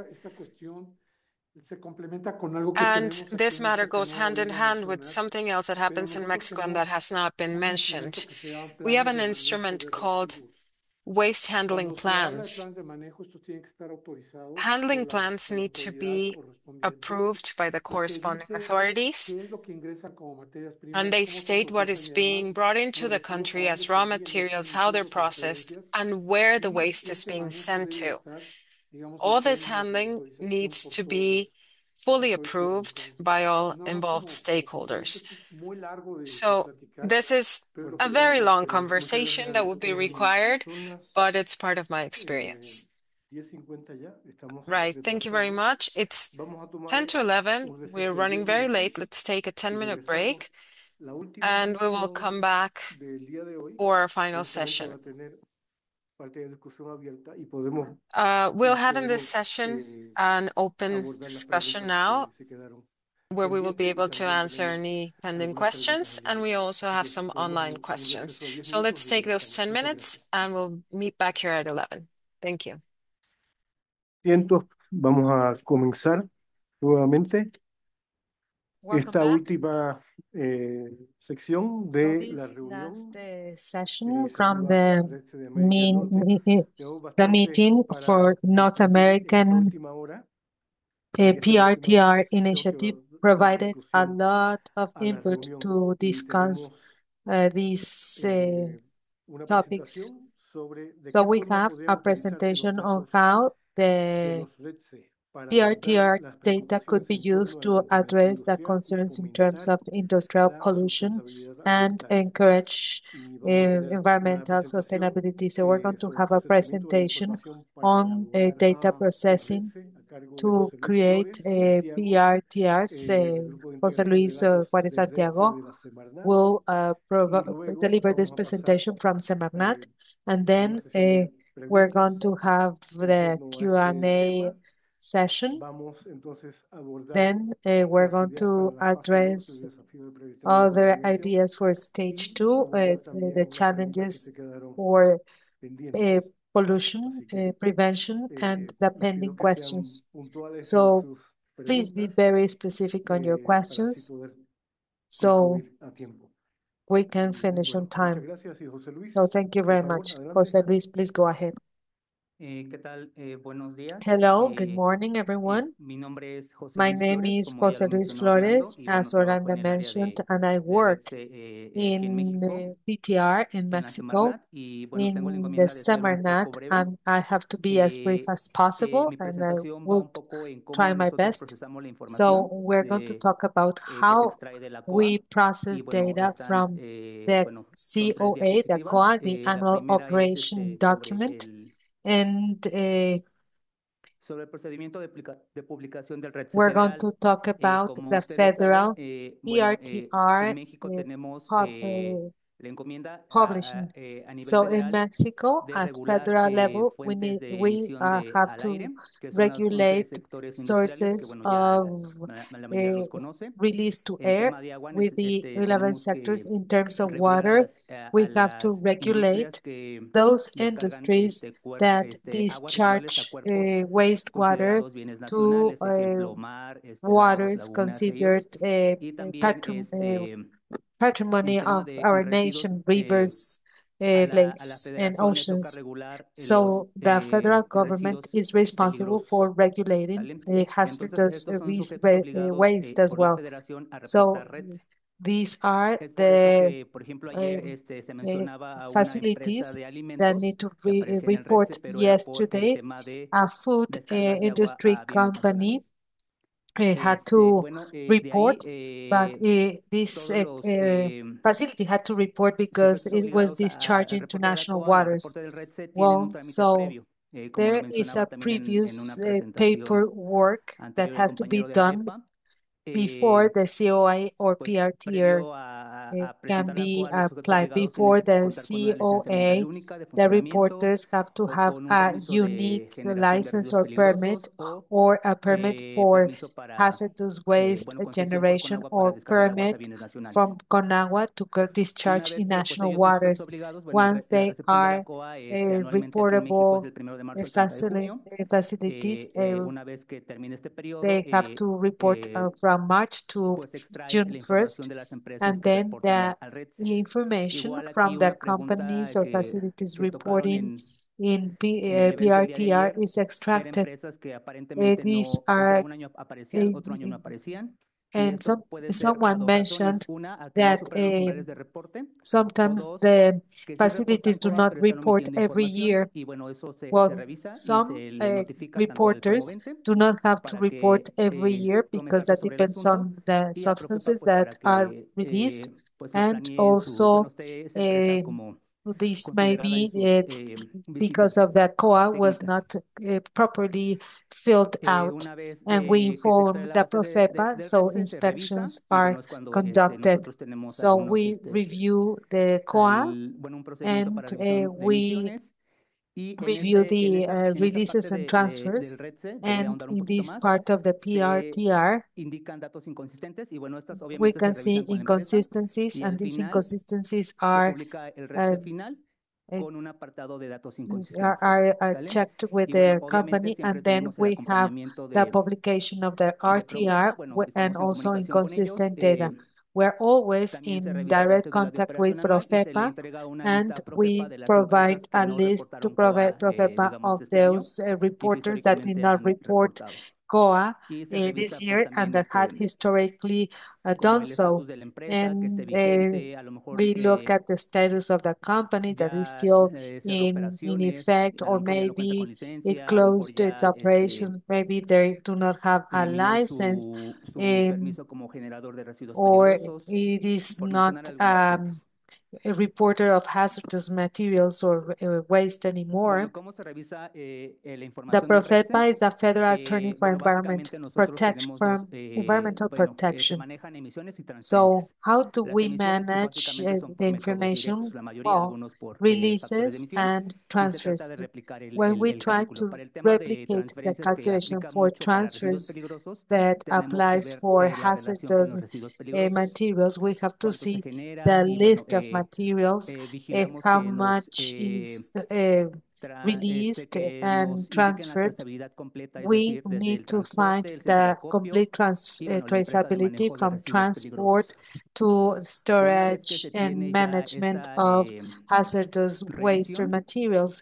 Once this has been reviewed, some records have to be corroborated, and that's where when we contact the companies, we email them, we send them notices mentioning that we have found certain inconsistencies. They all have to answer these inconsistencies. Once we have the answers, we create a list of inconsistent data, and the inconsistent data are reported in the PRTR, but in a different section also, gas stations. And we also have a special section for gas stations, and then the PRTR or RETSE is published. Even though we have implemented some mechanisms to improve the quality of the data, we still have room for improvement. And during this event, this has been mentioned, we have to have a more direct contact with the company through the implementation of self-regulation mechanisms or circular economy. But personally, I think that the facilities are all the facilities create this type of projects if they are committed with our environment.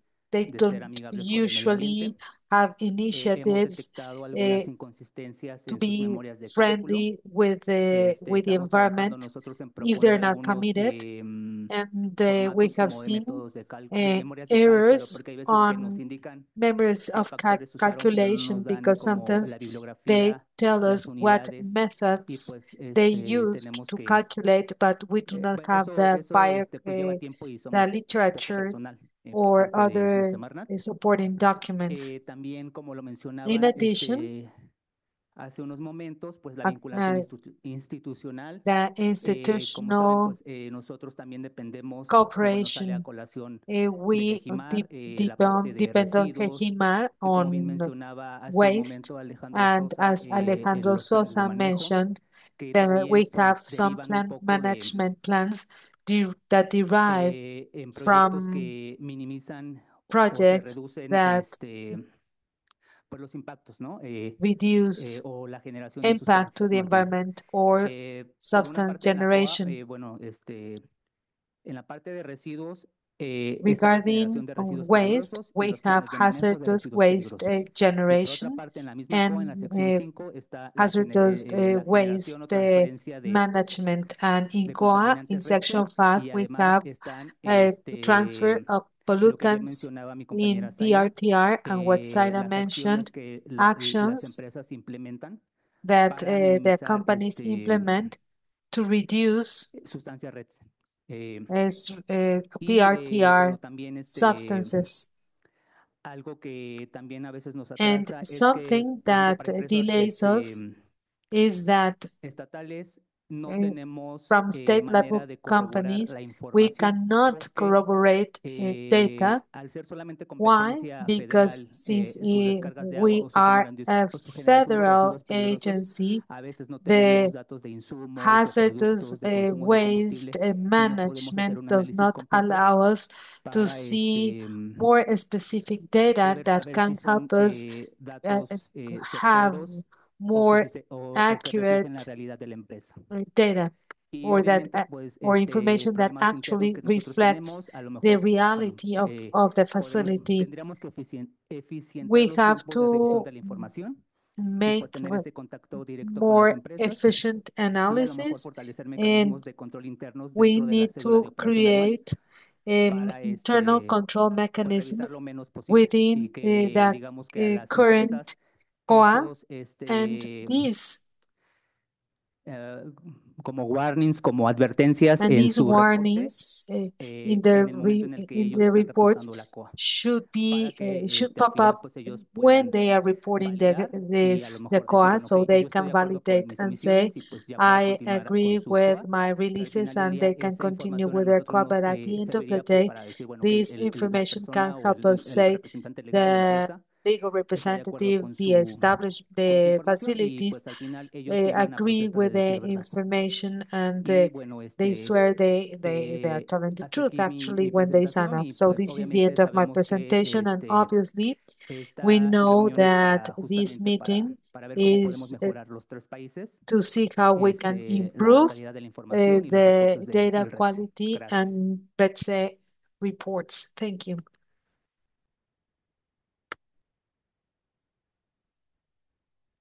Preguntas para Are there any questions for Jose Luis? Luis. José Luis, ¿cómo podemos saber How can we si know una industria o un if establecimiento an no industry or reportó, facility o did sea, not incumplió con el reporte report o no accurately rebasó los límites or did de not los umbrales exceed y por eso no está the reportando? Porque a veces thresholds, nosotras and that's why vemos que that no reportó acá the y dijimos, esta facility is not empresa reporting, y because sometimes salimos we con see eso, está that incumpliendo. the Entonces, facility did ahorita, not ¿cómo saber report si no that está ahí year, porque and we incumplió think o that porque it no did pasó los not umbrales o porque comply? está en el And reporte how de can we inconsistencias? know Gracias.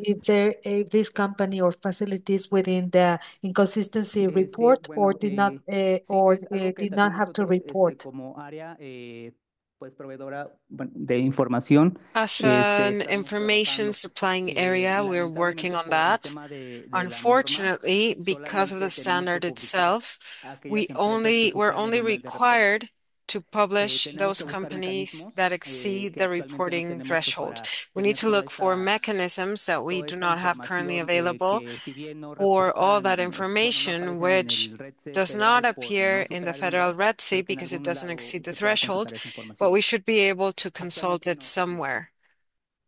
Currently, we can't. Bueno, solamente por los medios de transparencia. Well, only through the transparency methods. Is there any way to find it out? You can. The information is actually available, but you need to look for it in one of our different sections, like inconsistencies or correct information. There is a way for the general public to see if a company has reported or not. If you run a search for a certain company, if you run the search in the inconsistency section, you would be able to find out why it is not included in the main list. If you see a breakdown per year of the same report and you see that that company didn't report for 2 years, you need to go to the valuation of what they're reporting and check if they didn't exceed the threshold and they didn't report because of that. What I'm trying to say is that the information is there. We don't, however, publish an analysis that is accessible to the public. We run our own analysis for our use, our internal use, but it's not published. So if someone in the general public wants to see that information, they have to use the sections that are there. Our analyses are kept internally, they're not published. That's why you might not be able to find it. Yes, but it is very sensitive. We should be able to see those reports. I mean, I agree when there are inconsistencies because I can check that section, but if they didn't report because they didn't exceed the thresholds, then we have no way to figure out if it's a non-compliance or the thresholds. But I agree if they have high emissions 2 years back and then they're gone, it's probably more that they didn't report. But still, it's not fully certain information because we don't have that footnote, let's say, that states that they did report to the COA and it's in compliance, but it didn't break the threshold. Well, the information is accurate, it's certain, and it's what the companies report to us. And we review that. If at a certain point you have a question, please contact us. We'll be happy to help. Don't just leave that question hanging, and we'll be happy to help. Now, we don't because we each run our own analyses with different parameters. And imagine if we were to do our entire review, and it's probably not what people are looking for anyway. So people are free to run their analyses with the available data.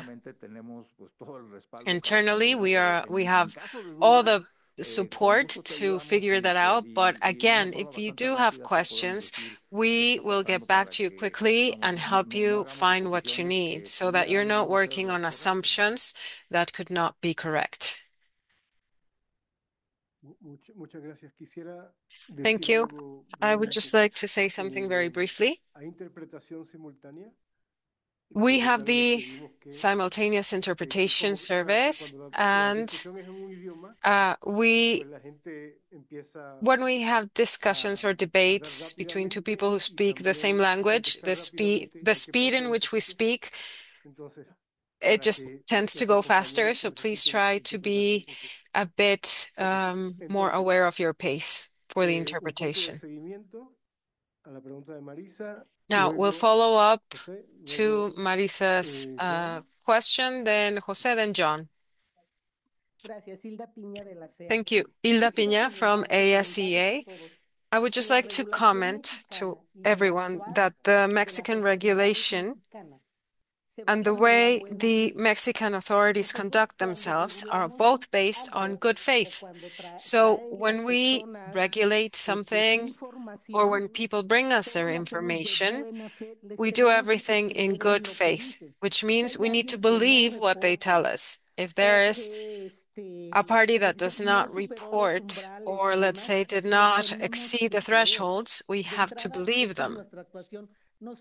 Initially, that's how we act. We're not punishers. We're not looking for guilty parties because we don't even have a full army of auditors to actually investigate. So when a piece of data is missing, it means that the party that is bound to report did not report it. So we could say it's below reporting thresholds, or they could say that, and we have to believe them. All the documents and information submitted by the public to our institutions are signed under oath. That is legally binding for them and for us not to investigate further unless we spot or detect something suspicious. And we don't have that army of auditors, neither at Semarnat or ASEA. Again, it's in good faith and under oath. So we also can only invite the companies to jump on board. I really enjoyed what you say yesterday, that this is prevention, not control. They need to bring themselves on board to these efforts. It's not just about the authorities. And in good faith.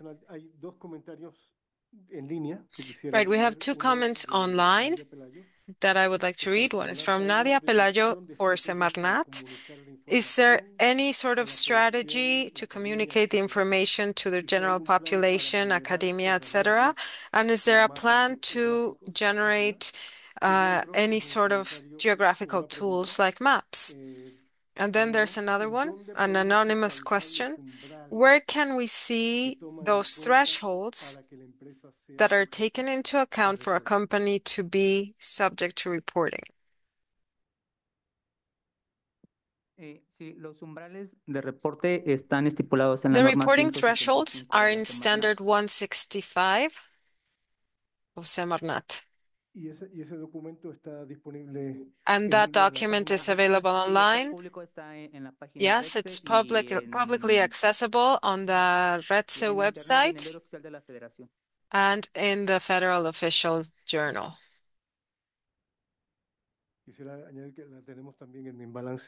I would like to add that we also have it on Taking Stock. It's not the official one, of course. It's not the official website for legal documentation, but it's there.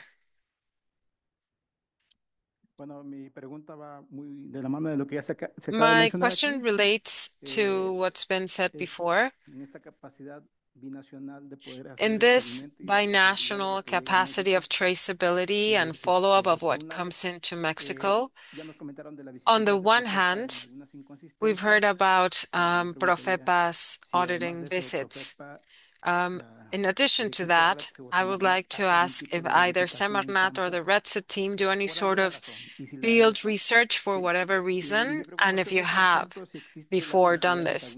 Now, I have a concern, which is that a company could be receiving material to be reported and is not reporting it.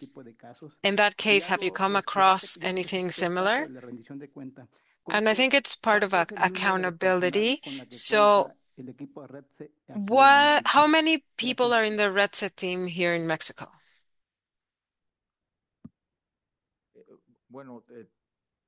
Nosotros, para empezar, no tenemos facultades To begin with, we do not have any powers for auditing or inspecting activities.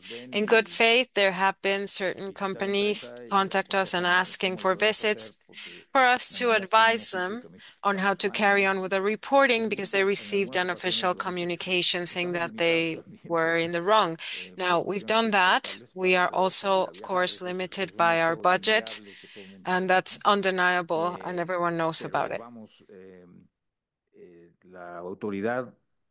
Now, our level of authority to run those sort of audits is it's Profepa who is empowered to do that.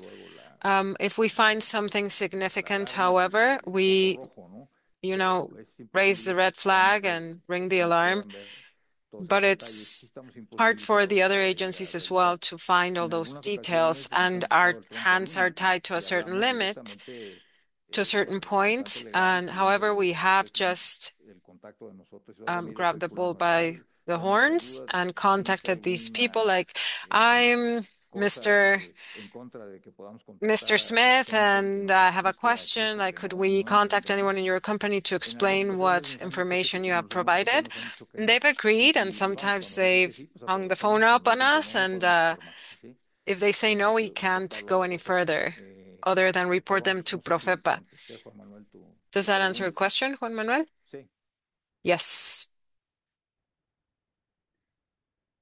And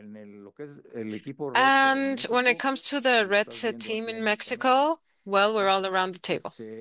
And the ones that are the pencil pushers are these three people to my left. To my right, sorry. That makes things even more complicated. Thank you very much. We have follow-up, for which we have John Jackson, Alejandro Sosa, Joaquin, and that will be the end of it. Now, we also have questions online. specifically for Semarnat, which I will ask the team to please respond over the remainder of our session so that we can cover all questions. Over here.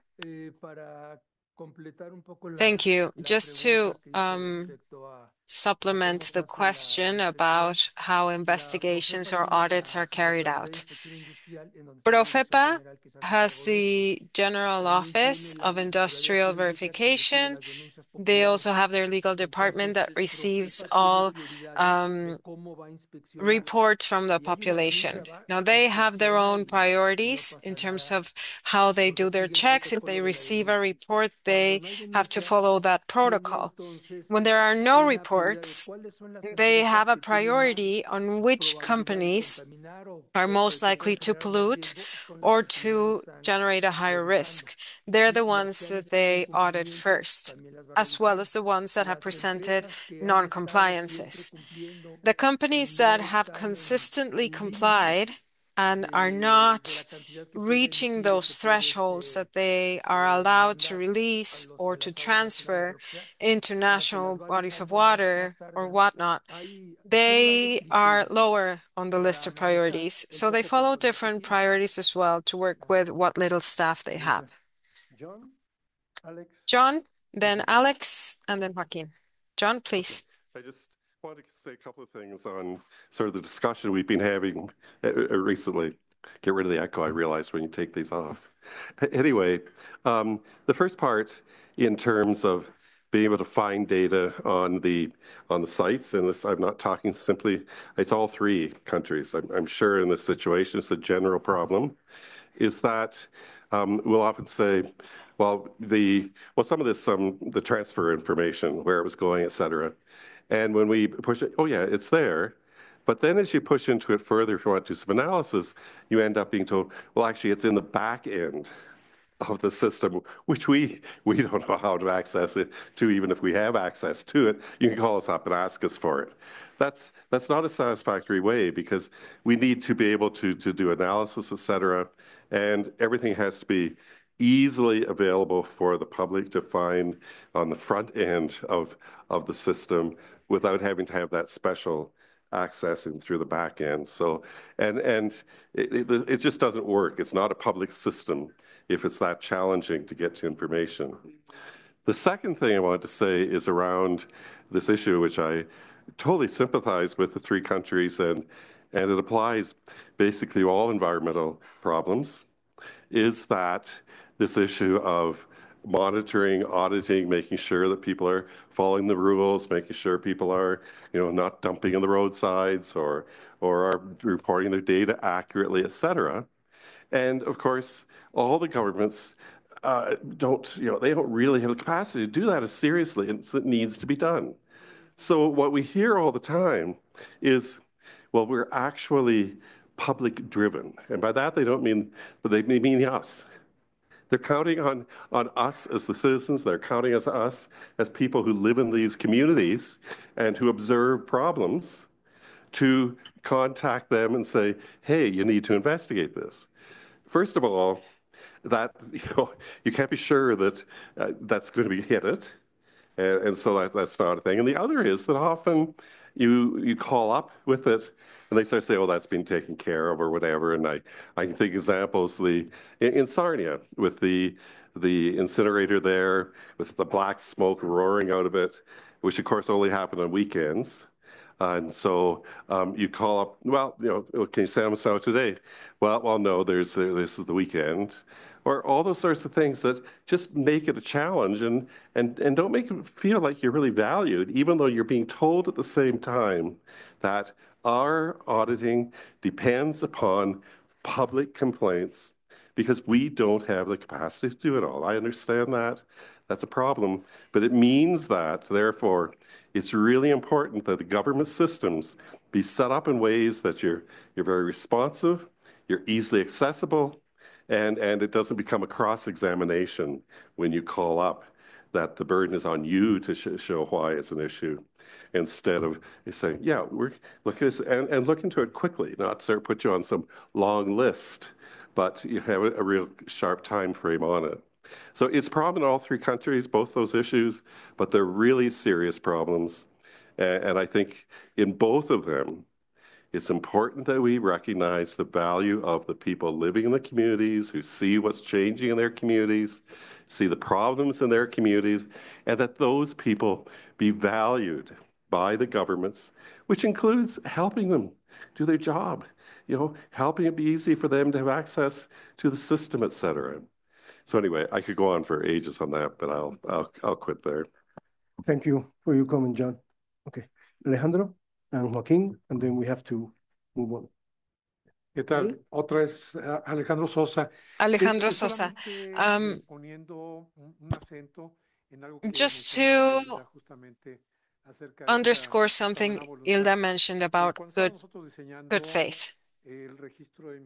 When we were designing our releases registry and the COA, we try to deal with this matter, but seeing that it includes aspects that relate to legal abidance, simply saying that people have to sign or make a statement under oath, legally what this means is that if I lie, I become subject to sanctions.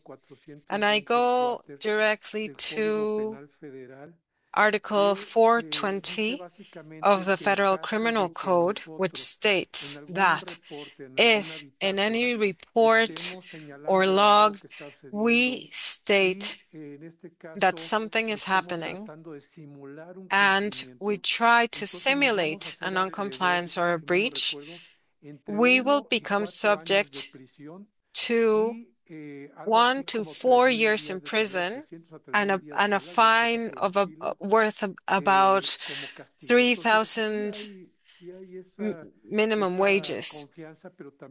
So it becomes it becomes a matter of penalties. So yes, it relies on good faith, but there's also the law and there are sanctions behind it. Hello, Joaquin from the College of Engineers in Yucatan. I have first a recommendation. So when it comes to institutional capacity, which we know varies throughout the country, this brings out very specific needs. So I think when it comes to the environment, the government has assigned a much lower priority. In the presentation, we saw how there is a link, a horizontal link with our local governments. So as an example, we discussed air. If we look at ProAire throughout the country, those registries and datasets might be from 2018. Others might require updates, as is the case of Yucatan, because of all the development that has happened in the state. And all of the states are experiencing these changes, so we do need to update our public policies. In talks with the federal government, we see different needs arise because of this horizontal alliances with the municipalities and local and state governments, to the point where the suggestion came up, and I would suggest the same, that the smaller municipalities or city boroughs would take on this community to have a minimum number of staff in each of the boroughs so that they can actually fulfill this capacity and look at different size companies and then go into standardization. So then there's a commitment from the states who have a specific unit for environmental matters, and then the states report to the federal government. So it's a horizontal mechanism of commitments that was set in place. Unfortunately, with the change of administration, staff changes, things change, and these sort of commitments are lost in the haze. So it might sound a bit like a utopia, but I think we can work in the midterm at least, now that we have a new administration. We can refer to that lack of personnel and personal capacity. We can still work with states and municipalities and boroughs. Now, a question: what has Semarnat done on this matter to connect with the states and ask the states to have that traceability with municipalities?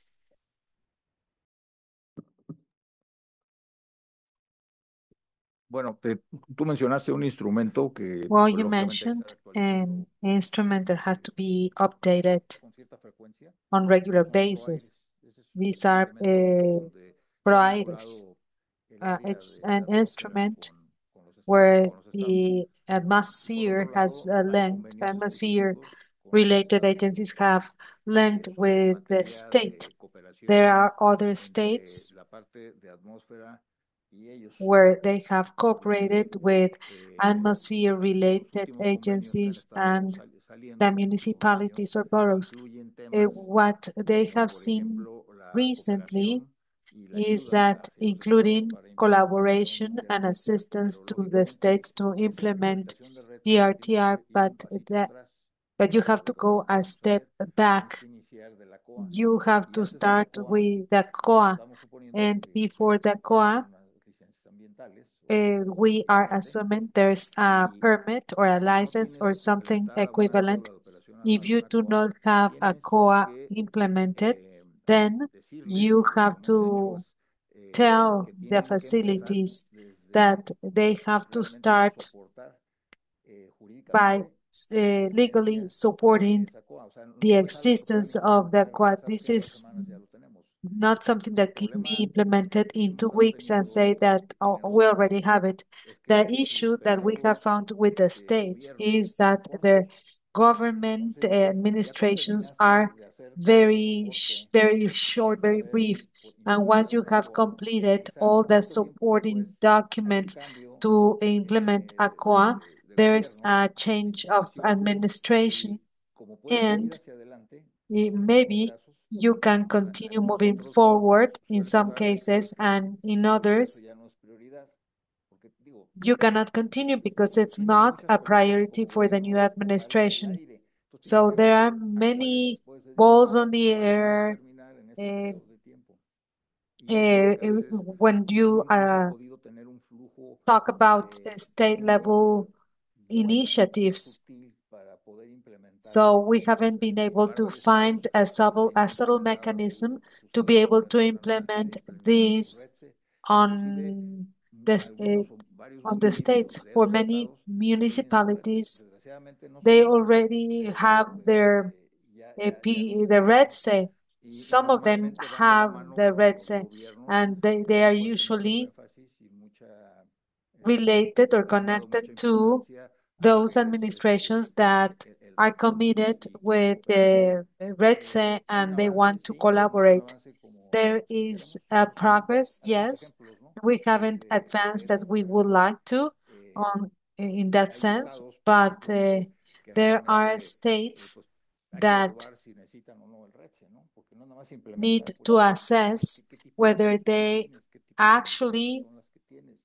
Desde have el punto to de vista ask estatal, desde el punto de themselves vista if they want to implement municipal, the ¿no? red say or not, Entonces, because maybe they do not have vamos those a ver eso. substances around. Tiene la So información, sí, sí, tiene la información legal, pero vuelvo a lo they mismo. have the legal information, but Tú tienes demasiadas pelotas en el you aire y have tienes many que ver como balls in the gobierno air and you cuál have puedes to agarrar. be No todos los estados selecting tienen REDSE, eso es algo que todos sabemos. which Sin area embargo, pues you will los be más working on. importantes, However, the most pues esos important son red los que he says estado trabajando, los are trabajan the de la mano, ones ¿verdad? that you have Hay been veces we que have been working on. dices, oye, me interesaría mucho And tener sometimes they say, REDSE, ¿no? Pues yo también, pero no, I would like to have entonces, pues seguimos ahí the tratando red de say, insistir, and pero sometimes you no just have to podemos say, ir I más can't allá help de you. eso, porque And we finalmente la cannot go further responsabilidad because es de cada uno de los gobiernos. Sin the embargo, nos ha dado responsibility mucha is apertura on every y state sobre todo con government, estos convenios, and there isn't si ustedes quieren much multifacéticos, collaboration, con muchas and there are cosas multi-stage enfocadas agreements or multidisciplinary vamos agreements a that are seguir focused pues on ahí, the ¿no? atmosphere, and we're going Llega un to momento en continue que on that line, vamos a agarrar but then there comes a más, ¿no? A time los estados, where pero we cannot push further. no por eso significa que, That bueno, doesn't mean that we're not going to Muchas gracias continue a todos por los comentarios. and that we're going to lower our guard. We have 10 more minutes before we conclude this meeting. So let's continue with this discussion. How can we improve PRTRs and RETs? What activities can be taken so we can improve the quality of the data and the improving the experience of the users, and see how we can do this at a trinational level. There are things that have to be addressed locally, and I understand that, but there might be something where that local action can be better improved with the collaboration at a trinational level. So we would like to know about that, and we would like to follow on this. We have 30 minutes, 30 minutes. Bueno, si los que están en línea y los que están aquí pueden también, tenemos una reunión más tarde. We are going to hold a meeting later on, so we need to finish this public webinar. So regarding pollution prevention, how can we engage not only the automotive industry, but also the supply chain? And we're not talking about one sector, but multiple sectors. How can we engage them to improve the reporting data with the reported data? How can we better define pollution prevention if the reported data is useful for decision making in terms of pollution prevention? We want to gather all your ideas. So we're going to write this question online through Slido, so you can please go into Slido and answer the survey. So we're also going to take into consideration the participation of our audience online. So I don't know if anyone would like to take the floor, or someone that has not participated. That would be a good idea, but let's take advantage of those people that have not participated in the discussion. Well, something that has already been mentioned is traceability. It is evident that there are data gaps at a trinational level. These rooms for improvement mentioned, a waste doesn't necessarily end up where it is reported. Maybe it's retransferred through outsourcing. And something else that was already mentioned, but it is important to open data on the actions that the companies open data on what the companies are doing to reduce waste. So that's why it is important to have this data public. I think that the US and Canada are already doing this, and I think it would be very important for Mexico to follow the same track. So you can see that the comments are flowing from the online audience. Many of these comments are are right on.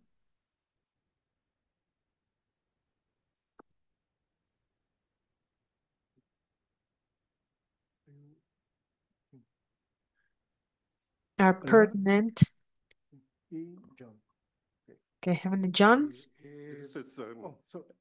Alejandro, Alejandro first and then John. Alejandro Sosa de la ASA. Alejandro Sosa from ASA.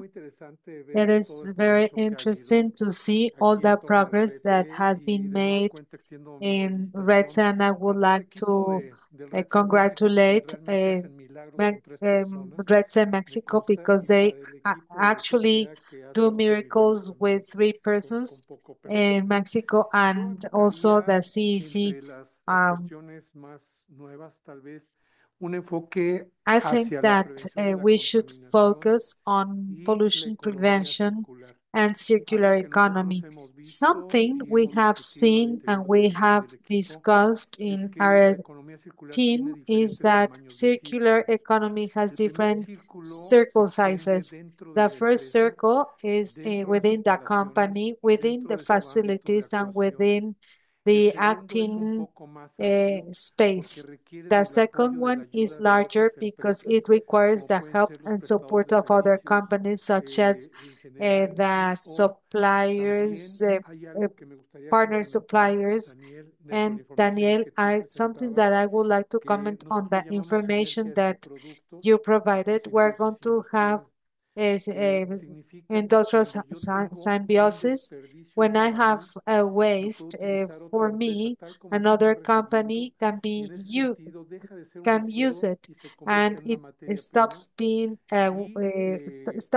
waste and becomes raw material. There are many examples of that, not only in Mexico, but around the world.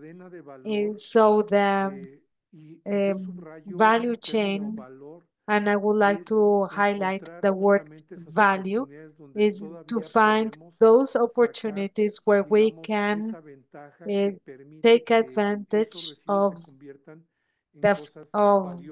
transforming waste into raw materials. So here we have 2 concepts: value chain, pollution prevention with circular economy. And the next point is taking into consideration the nature of the Commission for Environmental Cooperation, not only locally, but transboundary terms. I would like to highlight what you mentioned, Orlando, that a couple of years ago we were talking about benchmarking. We have seen benchmarking. I have experienced it in different industries and sectors.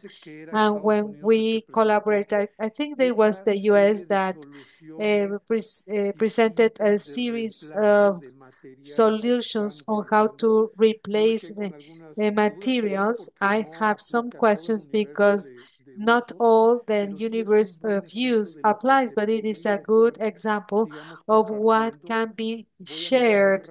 I would like to mention a company, Bristol Myers Squibb. They had benchmarking internally and externally. Internally, it was with other plants or facilities from the same company, and externally benchmarking with other companies, similar companies. We call it functional benchmarking, actually, where you can learn from other activities, from other sectors, things that are helpful for your own industry. So we are always very happy to continue collaborating with you. John Jackson, please go ahead. Okay, I just a couple of comments, and one was from yesterday.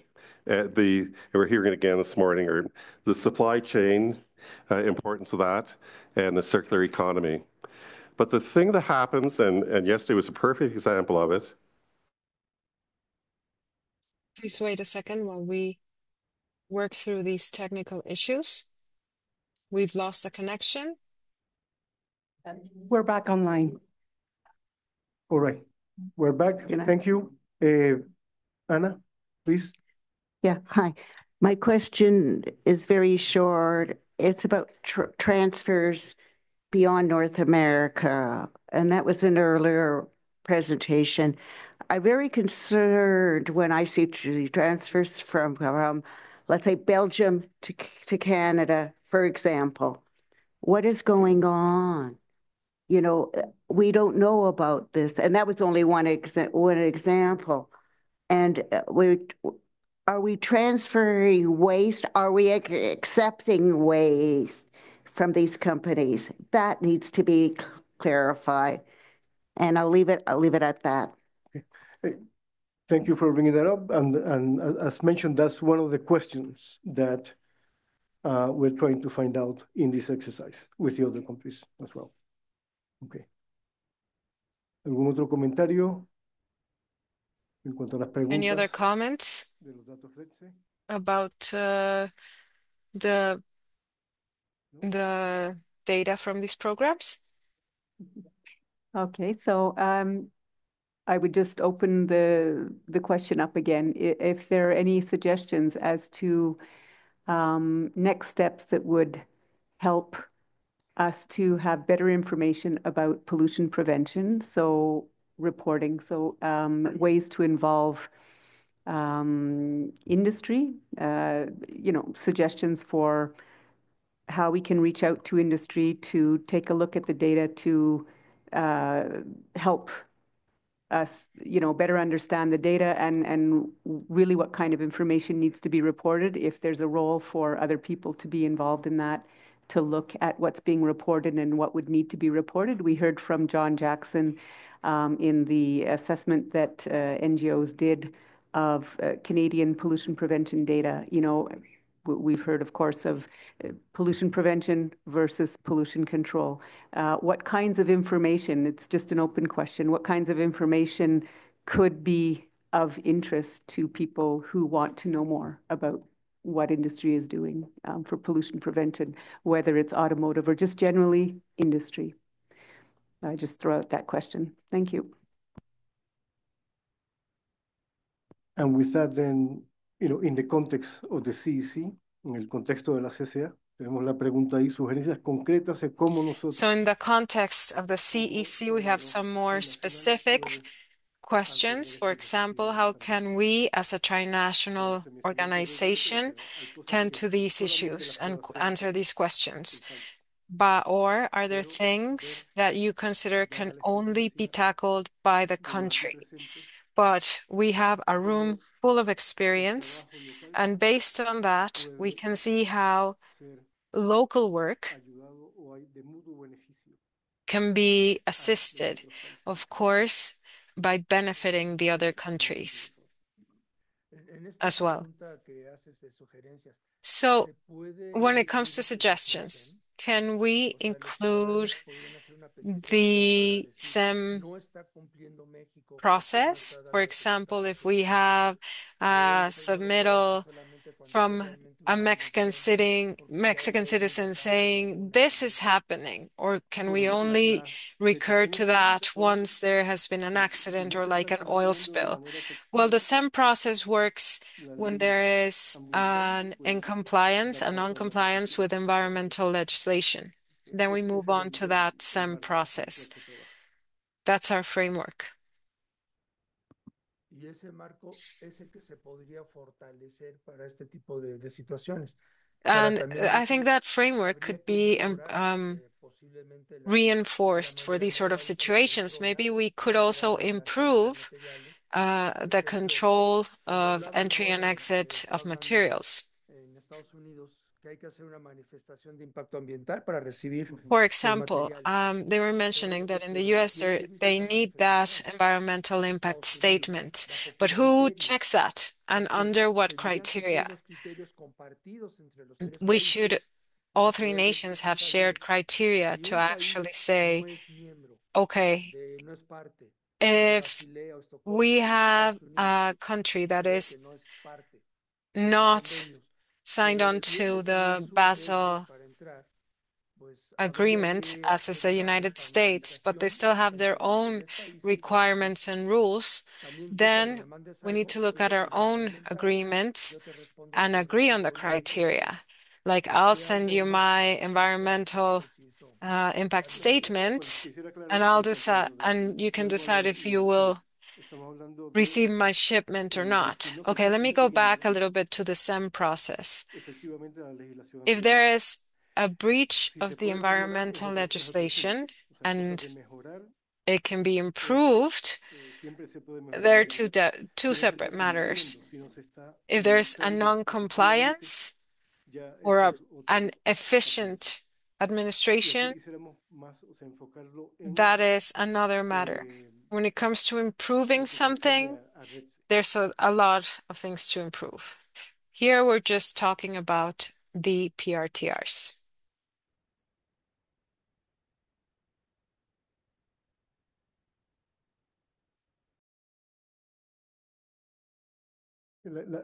La primera, habilitar reportes de accidentes o emisiones First, por negligencia. enable incidents or accidents reports, especially due to negligence, and involve the Ministry of Health. Quiero hacer el vínculo entre I want to make a link here presentación de Canadá between Canada's presentation from yesterday. Si lo apunté bien aquí. I think I made a note of it.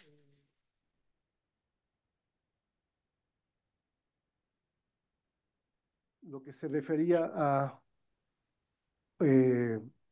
other non-points With sources, regard to other non-point sources, otros tipos de fugas, escapes que no son like de leaks proceso, que había que explicar or exhausts, exactamente things la that were not naturaleza part of the de ese tipo process de emisión. itself. And we needed to explain the nature of those releases. Ya se está, en el caso de Canadá, pues Well, at least tratando de Canada is already recolectar trying información to más precisa collect sobre la more naturaleza accurate de ese information or tipo data de emisión. on Y the la pregunta source aquí and es nature of those releases. So the question is, cómo el sector salud también utiliza esta información. how does the Entiendo yo Ministry también of en el Health caso or the health sector also Canadá, use this no tan- information? I understand hubo a few umbral de years reporte que se disminuyó for Canada, there porque was ellos a reporting encontraron threshold that had to be en lowered su monitoreo de salud because in que their el health riesgo monitoring, they contaminante found específico the presence of que a estaba non-specified también pollutant vinculado a ciertas afectaciones a la salud that en was dichas also poblaciones. linked to health Y affectations in certain cuando communities. fueron a ver los reportes de When efectos, they pues no looked encontraron then at cifras the PRTR reports, y se they percataron found que el umbral de the reporte data for era muy those alto y substances, por eso and es they que no saw that the aparecían reporting las fuentes de esa sustancia. threshold was too high for that Entonces, substance. ese So vínculo con el they sector didn't salud find the source. me And parece que therefore, I think es muy that importante, quizás link with de the alguna health manera sector se is puede really important. trabajar Maybe we could find a way entre los tres países. to work all together on that, the three countries, I mean. Bueno, tenemos 4 minutos más. We have 4 minutes left on the clock. Sobre esta primera observación que nos hacen, Regarding habilitar that reportes first de accidentes comment, o emisiones por enable negligencia de las reports of empresas existen. accidents or Tanto emissions due to negligence from the el companies. DECIR Those exist. como el reglamento We have establecen the law que cuando and hubiera the regulation accidente o itself that sets incidente, forth that whenever there is an responsable incident de or ese problema, report of that tienen negligence, que the reportar a party la Profepa y 3 responsible días should be después reported to ratificar Profepa, y hacer las and medidas 3 de days urgente later things would limitación be o las ratified and acciones apply inmediatas de urgent contención y measures limpieza en or caso immediate de que el derrame activities o un of derrame de contention, hidrocarburos o de cualquier otra sustancia containment, hubiera and sucedido en el suelo. cleaning, Y for se example, if it was a garantizado hydrocarbon incluso spill or también la another ley de substance into hidrocarburos y the toda la soil. regulación que ha We have all emitido the la SEA hydrocarbons en este legislation, sentido, and que all los the legislation reportes issued by se the siguen ASEA y después includes si hay alguna reports. We afectación al follow up on suelo those reports, and if we see an impact in soil and mostly water, we would have to remediate the site. And if we cannot have that recourse to our maximum allowable limits, we would have to run a risk assessment, in which case the Ministry of Health then also evaluates those levels of remediation for which the party responsible for the pollution is proposing. When we don't reach that cap of resources of capacities, we also involve the Ministry of Health.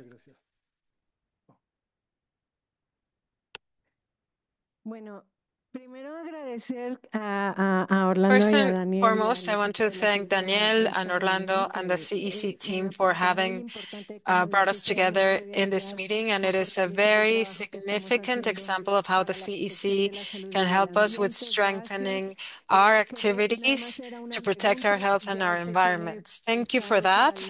And one question. Do you have in mind what the next taking stock will cover? Do you have a theme in mind? And then the website, we at the collective haven't completed going through it, but it's fantastic from what we've seen. Thank you very much. Thank you, and thank you for your ongoing participation in this forum.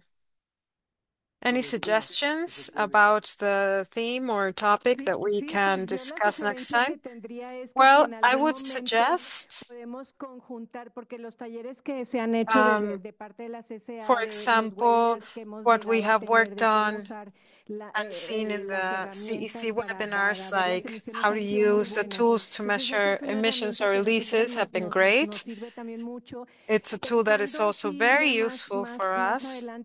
And thinking no longer term, maybe if we wanted to research or look into a specific sector and bring more people together who are interested in the same sector, could we also hold these sort of webinars? Because it's very useful for us when you help explain how we can use those in our research and how to find all the data that help us protect our communities. Merci, Monsieur Cabrera. Solo para respaldar la petición de nuestros colegas I just want to ratify that request from Fronteras Comunes and other organizations of the Mexican civil society to make sure that we can cover this sort of topic in a special chapter of taking stock. I think in this trinational context, it would be extremely useful to learn about our common experiences, having had the release registers around for over 20 years so that we can work on that pollution prevention and control, and we can look at specific populations and locations. Maybe we don't have the full community represented, the community of users for these tools here today. But I personally, because of my age and experience, I've seen in Montreal and in Washington, D.C., how communities from the US and Canada have this vitality and energy in the meetings organized by the EPA. May God keep them and help them, because those meetings were so intense and they were willing to help those communities by using the data from the emissions registers. And in Mexico, that practice is still a bit restricted. So for Mexico, it would be very helpful to continue to learn from the use that the other countries have given to this information, and that I personally have been able to see in places like Louisiana, Texas, the Southeast industrial corridor in the US, and also the industrial corridor in Canada, like Saskatchewan and Alberta. And in Mexico, we want to see that. We want to see those analyses. We want to find out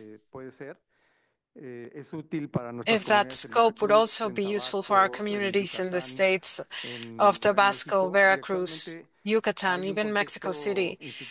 And currently we see a favorable organizational context, because at least the Mexican Minister for the Environment has highlighted the priority of certain areas classified as environmental emergency, like Atoyac and Tula rivers and basins, and the atmospheric basins of Guadalajara, Monterrey, and Mexico City. So it would be fantastic to be able to focus working with a constituency of the CEC and work on that sort of analysis, which would be very enriching, not only for Fronteras Comunes, but all the various groups that exist in Mexico. And we could use the register.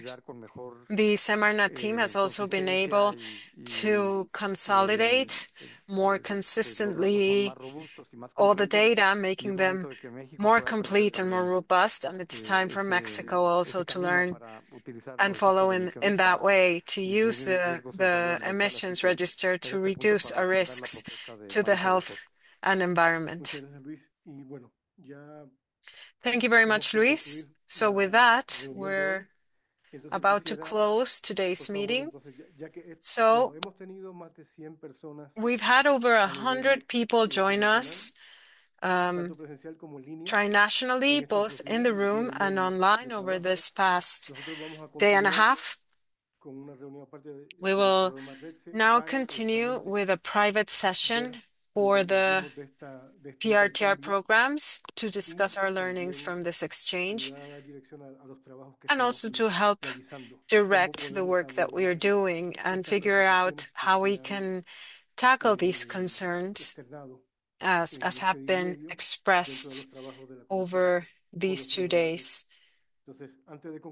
So before we conclude, I would like to give the floor to a final comment from our colleague from Canada, a colleague from the US, and someone from Mexico too. Perhaps a final reflection that you would like to share with those in the room. Thank you, Orlando. I'm extremely, grateful to be here, and I learned a lot during these. I and the whole NPRI team learns a lot from these meetings. We get different perspectives from not only the 2 other PRTRs in North America, but also from the different groups who attend here, civil societies, industry, NGOs. And we're always very happy to share on the progress that we've made so that we can get that different input from other groups and then continue to try and make that data more usable, more accessible. So we're definitely going to come out from this meeting having learned a lot and try to apply it to our program so that the data can be as best as it can be. Muchas gracias, Tristan. Elizabeth, de los Estados Unidos. Elizabeth from the US. Final sobre Any las final reglas remarks? Yes. I couldn't agree more. I've learned so much from this meeting and have really enjoyed it. I'm so grateful that I was able to participate and that other members of my staff were able to participate. And I really appreciate the logistics and the coordination of allowing us to participate remotely. So I just wanted to quickly say thank you for that. I think some of the insights that I've taken, the issues for us right now, PFAS is obviously a big concern. Data quality, also a big concern, something that we're looking at. I found some of the discussions about P2 very interesting. I think that perhaps we have some very nice tools and things to share. I know I heard a lot about communities, and I think our P2 roadmap that's directed to communities might be something that we could share. But I also heard a lot of other very interesting ideas and thoughts, and so I'm going to take those back to my team so that I'm hoping not only can we share some things that we're doing, but I feel like we learned a lot, and there's some very wonderful things from this meeting that others are doing that I'm hoping maybe we can incorporate. And I would say one of the other things that was very resonating for us was I really enjoyed the discussion of the auto industry and GM, and some of the discussions around zero waste and circular economy. And so those are some other ideas that I'd really like to bring back. So, but just overall, we learned so much. And I thank everyone. And also, if anyone needs information from us regarding TRI, please feel free at any time to reach out to me or to any of the members of my staff who had also participated and provided their information. We'd be very happy to talk and to collaborate with any of you. So just thank you very, very much. I really appreciated being here. Thank you, Elizabeth, for your participation, and also to your team, and also to the team members of the NPRI for also addressing some of the questions that were coming in. We don't have time to address them during the meeting, but they were answered online. So I'm grateful for that support as well, because so that we don't leave anyone behind. Okay, México. Bueno, únicamente agradecerles Well, a first la of all, I Comisión de would Cooperación like to Ambiental thank the CEC, the pues Commission for que Environmental cada Cooperation, año, como for this normalmente effort. hacía hace tiempo de manera Well, a presencial, while ago, these volvamos otra vez a meetings took retomar place estas on reuniones que son a muy regular enriquecedoras basis every para year. todo el mundo And I'm y very thankful sobre that todo we are considero que now este intercambio de we're información, de manera taking de hacer over las these cosas, meetings again. So técnicas diferentes, herramientas there are diferentes que nos muestran, different pues siempre nos tools levantan that la altura encourage us to que continue tenemos que raising the brincar. bar. Eso es muy bueno, yo creo que es That's enriquecedor. very Los good. comentarios los I think agradecemos de that todos los que we los hicieron really aquí, like tanto to de thank for manera all the virtual como de manera comments, presencial. the comments made No son online comentarios and que in dejamos person. These are not comments nada más ahí en el that aire, sino we leave in the llevamos air. algunas notas We y pues take trataremos notes and we will try, we have taken hacer notes and we will try lo más que to podamos do para our poder best to address all your satisfacer concerns esas and necesidades, esas peticiones. meet your Y needs sobre and todo requests. creo que And especially, con lo que dijo I Luis hace believe that rato with what Luis vamos, es un mentioned comentario, before, and it is las just a áreas que comment, están en esta that the administración areas involved detectadas in this como in áreas administration prioritarias, that have been las estamos considered atendiendo desde priority diversos areas puntos, diversos are canales, addressed from y no nada más different Semarnat, sino es angles, not only Semarnat, multisecretarial, but this is done pues at different estas actividades government que las hemos agencies. estado haciendo, inclusive nuestra subsecretaria nos ha Our acompañado deputy secretary en estas visitas, has en estas evaluaciones, joined us y creo in que es the parte inspections, de in todo the esto. Finalmente lo assessments, que queremos and es como comentaron what aquí, we want at the end of el the day. punto esencial, el And as punto it was focal mentioned on the floor, y la the razón de focal ser de que point and estemos the aquí reason es para proteger why a la we gente, are here is to protect people, independientemente de que nos dedicamos a la industria regardless of the fact that we are usamos la información que devoted to the nos proporciona industry la and we industria. use Lo esencial para data nosotros es from the industry. protegernos a nosotros Our mismos, a core nuestras value familias, is a to la gente protect ourselves, our en este caso family, and de our Norteamérica o communities América in del Norte. North America. Pues otra vez muchas gracias So thank you very y much to pues all of esperamos you, and vernos we hope muy pronto we can y have por another algunas personas meeting soon. aquí con respecto a México, And de la industria, regarding Mexico, algunos representantes the ya industry platicado and para some iniciar una serie representatives, we have de started reuniones y discussing poder ir empujando the, todas estas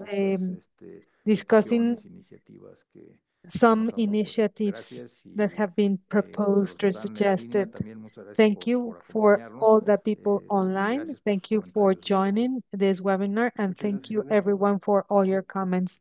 Ernesto, Daniel, please. Thank you. Daniel, Ernesto. I just want to say as well, thank you very much to everybody who attended in person and online. I personally always learn a lot at these meetings. I really appreciate the mix of participation, you know, from civil society to industry to governments. And I think that we have at heart protection of the environment, and we really are very open to hearing suggestions from anybody. We have an email at the bottom of our page, the Taking Stock Online page. You see at the bottom, there's an email. You can send us at any time your suggestions for any of our work. We pass them along as well. We cooperate with the 3 programs. So at any time, please feel free to get in touch. And we do enjoy actually also listening, hearing about your uses or your needs vis-a-vis PRTR data. So if you want to share that, your projects as well with us, we like to hear about it. So thank you again. Gracias, Daniel.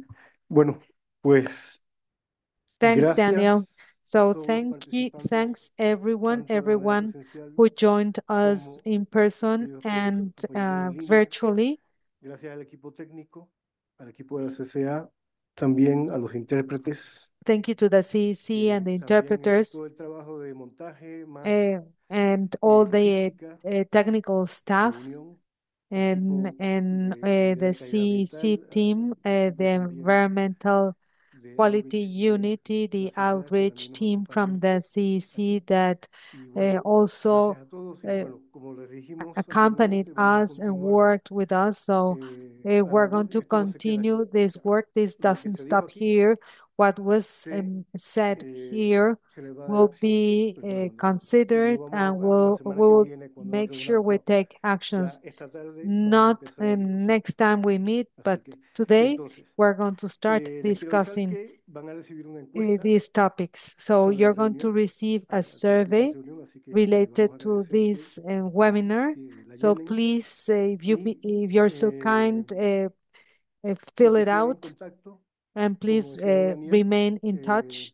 As si van a la Daniel página del mentioned, balance en línea, you can go hay to también un the correo de contacto que nos to lleven a the nosotros CEC. y bueno, You can go to estamos the Taking Stock colaborando continuamente website, con los programas REDS. and you Así have que an tampoco esto no email. se You queda can dormido, sino que write to us acción.